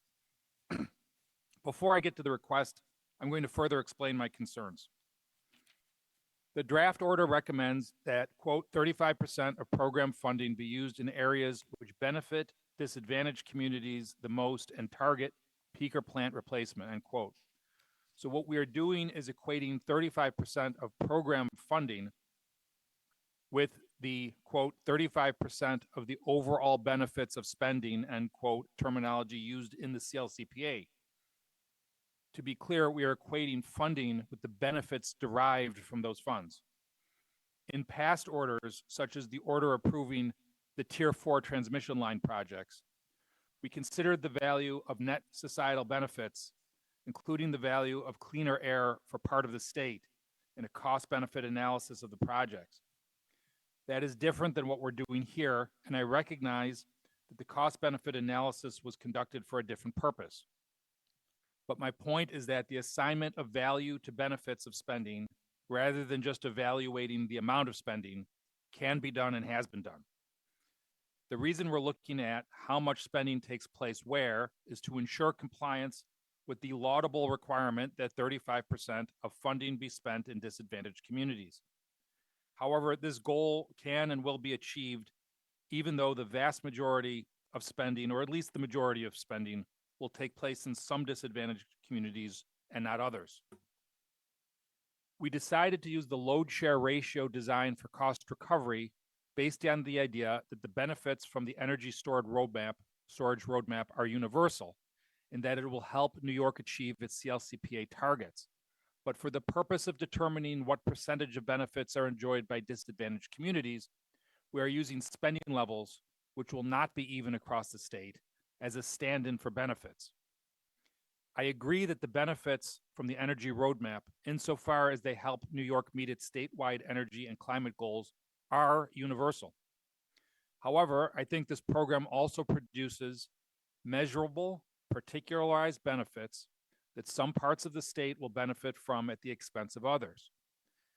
In the disadvantaged communities goal, however measured, will occur unevenly. We are establishing the perverse arrangement wherein ratepayers in some disadvantaged communities will be subsidizing benefits in other disadvantaged communities.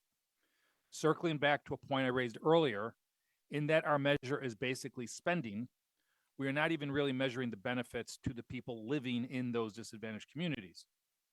Moreover, in that some of the benefits experienced in disadvantaged communities can spill over into the next community. Some disadvantaged communities that only receive the universal benefits of this program will be subsidizing benefits enjoyed by communities that are not disadvantaged. For instance, ratepayers in a disadvantaged rural community in, say, Oneida County are paying the same as residents in New York City. But a large-scale storage facility built in a disadvantaged community in New York that ends up replacing a peaker plant there will lead to cleaner air. Cleaner air was assigned a value when we looked at the benefits of the Tier 4 projects. And that clean air benefit does not stop at the lines defining disadvantaged communities in which the storage facility is located. I keep mentioning the Tier 4 projects. When I voted to approve load share ratio funding for those projects, I agreed that the universality of the climate benefits, I agreed at the universality of the climate benefits, but noted that other benefits taken into account in the cost-benefit analysis were not universal. However, because New York City and New York State had agreed to buy renewable energy credits, the community receiving disproportionate benefits would in the end pay more. There is no equivalent arrangement here. The problem here is not the program itself, which is urgently needed, but how we're funding it. In addition to geographic disparity, there's a disconnect between adding a universal surcharge to everyone's utility bill and the ratepayer's actual ability to pay. Yes, there are low-income assistance programs, and the legislature has been generous in helping to fund such programs. However, I don't believe the legislature fully appreciates how programs like this are funded or how the benefits are distributed. This program does not exist in a vacuum. We are adding surcharges to utility bills to fund many other necessary and urgent clean energy programs, which I support. When the transition to clean energy is complete, there is reason to expect that the cost of energy for ratepayers will become more affordable than the alternative. I believe that to be the case. But there isn't widespread appreciation for the cumulative impact of the cost of the transition on ratepayers. I don't think the legislature fully understands this, and frankly, I don't either. While the legislature is certainly aware of rising energy bills, and again has been generous in funding affordability programs, they might not fully grasp the cumulative costs of these renewable energy initiatives. They have shown a willingness to create programs to meet identified needs, which could theoretically include alternative funding methods for renewable energy programs that we approve, or a new or enhanced affordability program. For this reason, as we approve the energy storage roadmap, I propose that we use the opportunity to provide further clarity on the cumulative costs of the necessary renewable energy and other CLCPA-related programs we are approving. I suggest that in our next CLCPA annual report, we include a detailed breakdown of these programs along with cost projections going forward to better inform how cost recovery for such programs will affect ratepayer utility bills. So my request is this something that we could do?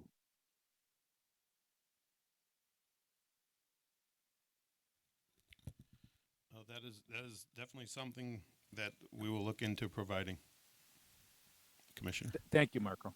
I appreciate that, and I know that when you say it's something we'll look into, if it's possible that we'll do it, and if it's not, then you'll explain why it's not possible. So I appreciate that.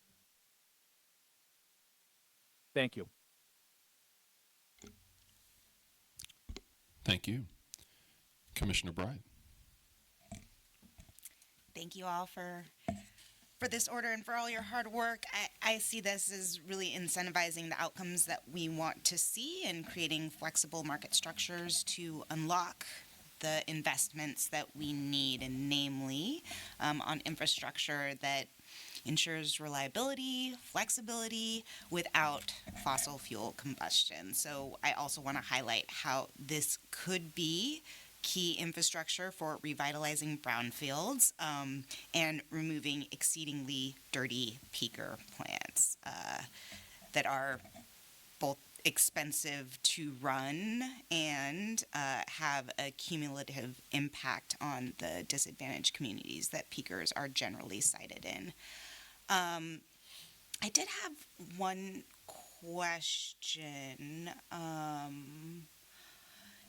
In the order, we talk a little bit about storage as a transmission asset and potentially using, making sure that we're properly valuing the storage asset. So I just want to, and working with the New York ISO on doing that. So I just wanted to maybe get some more information on that, and or just if you could just speak on that just a little bit more.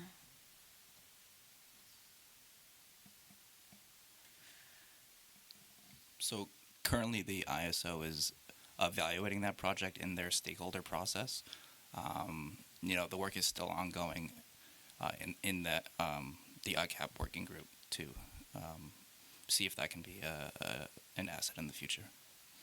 Great. It seems to like it could add more flexibility to what we're working with here. So this is great. I don't have really any more questions. My only other comment, we've seen some really beautiful blue sky days here already this summer, but I've also been getting a lot of notifications on my weather app that talk about, bad air quality and warning us not to go outside. And it's getting hotter and hotter. I think this is our hottest year on record. And I think Commissioner Valesky also mentioned that. So, combustion has sort of put us in this vicious cycle, but I am very encouraged that we are facilitating the process to rapidly bring us towards the solutions that we know we want to see in the future that we know we want to see. So thank you so much for all your hard work. Thank you. Okay, and Commissioner Sheehan, you are recused from this item. Just want to acknowledge that before we move on to a vote. Again, my vote is in favor of the recommendation to adopt the updated statewide energy storage development goal as discussed. Commissioner Alisi, how do you vote? Yes. Thank you. Commissioner Valesky? Yes. Commissioner Majori? Concurring. Thank you. And Commissioner Bryant? Yes. Thank you. And Commissioner Sheehan is recused. Thank you. The item is approved and the recommendations are adopted. Thank you, everyone. With that, we'll now move to the consent agenda. Do any commissioners wish to comment on or recuse from voting on any items on today's consent agenda? I'll begin with Commissioner Alisi. Yes, Chairman, I would like to recuse on case number 24G0082. I'm sorry, could you confirm the item number if possible? Case number 24G0082.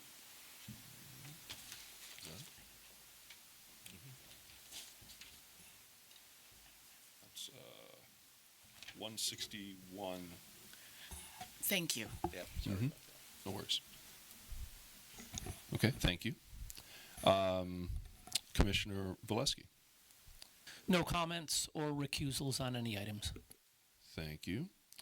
Commissioner Majori?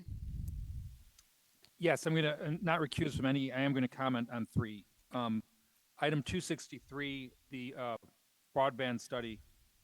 I mention this because during my confirmation process about 3 years ago, several senators had expressed concern or interest that the PSC fulfill its legislative mandate to conduct this study. And for the third year in a row, I think we have met that expectation. I think this is a job well done. I think that it is completely consistent with what the legislature mandated us to do, and I think that it's a really good work product. So that's item number 263. Item number 378, the customer benefit contribution charge. So I don't particularly like to cast concurrences, but this is going to be the second item that I'm going to concur on. In reviewing some of the comments about this order, I was concerned that we might be disincentivizing homeowners from installing solar panels. There is a logic to this order in that it clarifies how the CBC should be applied across utilities. That said, I would have liked to have seen consideration of even more disproportionate incentives to ratepayers to install solar panels at the expense of those who could, but chose not to. How to do this? I don't exactly know. There's nothing in the record that really contemplates this concept. But I think it's worth exploring, especially since so many of the charges associated with the transition to clean energy are unavoidable. In the abstract, what I was hoping to see is an option given to ratepayers to lower the cost of energy by doing something that assists the transition to clean energy, or pay even more to stand pat. I ended up spending time reviewing the initial 2020 order, the comments that went into that, and the process that led to that 2020 order. I wasn't on the commission at the time, but I reviewed that in preparation of today's meeting. And I was impressed by the extensive process involving multiple stakeholders over a fairly lengthy period of time of program development. Out of respect for the process and acknowledgement of the logical consistency of the order, and because of what I'd really like to see isn't part of the order, I'm going to concur. But I want to raise the possibility in case there's an opportunity to reevaluate the CBC from the ground up at a later point. Finally, on item 461, the Dover Plains rate filing, I have often commented about how minor rate cases often receive no public comments whatsoever. That's not the case here. I was impressed that many ratepayers raised several legitimate concerns about this rate filing. For the sake of time, and because I think the order does a good job of summarizing those concerns, I'm not going to do that myself here, but I want to acknowledge them and also acknowledge that the order takes steps, many steps, to address these legitimate concerns. Again, for more information, take a look at the order itself, which I'll be supporting. I think this is a good example of how the participatory public process shapes the outcome for the better. I never like raising rates, especially when ratepayers explain the real-world impact of doing so on their lives. But I'm satisfied that those and other concerns have been heard and that this order reflects a considered and good faith effort to address those concerns. That's it for me. Thank you. Thank you. Commissioner Bright? No recusals or comments. Thanks. Thank you. And Commissioner Sheehan? Yes, so I have 3 recusals, items 261, 371, and 378. And then I just had a quick comment that I wanted to share on item 263, which is the broadband map and report. As Commissioner Majori noted, the report is required by the Comprehensive Broadband Connectivity Act of 2021. I just wanted to take a moment to acknowledge and congratulate staff on their hard work and diligence to collect and refine the data that is included in that report and that populate the map, reflecting broadband availability. I think it's important to note that 97.5% of the state is served, and that, as the report shows, competition across the state is increasing, which is something that we really, need to see and want to obviously continue to encourage. The other thing that's important about this data is that it is critical to informing state investments from the Connect All Off program administered by ESD, which is intended to obviously increase the number of people served and increase competition across the state. So I just wanted to acknowledge the staff hard work on that. It's an impressive piece of work. I know it's been presented to the commission before. Commissioner Bright and I had a more intensive briefing on it from staff, and I was very impressed. So I just wanted to note that. Thank you. Thank you. We'll now call for a vote. My vote is in favor of the recommendations on the consent agenda. Commissioner Alisi, how do you vote? Yes on all items with the exception of 161A where I will recuse. Thank you. Commissioner Valesky? Yes on all items. I just want to clarify, it was 161A, but only 24G 0082, correct? For Commissioner Alisi. Thank you for asking that question. Yes, it's 161A. I had an almost perfect day. 161A, specifically case 24G0082. Thank you. And I only interrupted because there were multiple orders as part of that item number. Never a problem. Thank you. Thank you for the clarification. Just to kind of recap, Commissioner Valesky? Yes on all items. Thank you very much. Commissioner Majori? Yes on all items in the consent agenda except for 378 where I'm concurring. Got it. Thank you. Commissioner Bright? Yes on all items. Thank you. And Commissioner Sheehan? So yes on all items except for the items that I'm recused, which is item 261, item 371, and item 378. Great. Thank you. The items are approved and the recommendations are adopted. Thank you, everyone. Madam Secretary, is there anything further to come before us today? There's nothing further for today. Thank you. Excellent. And with that, I adjourn. Thank you, everyone. Try to stay cool.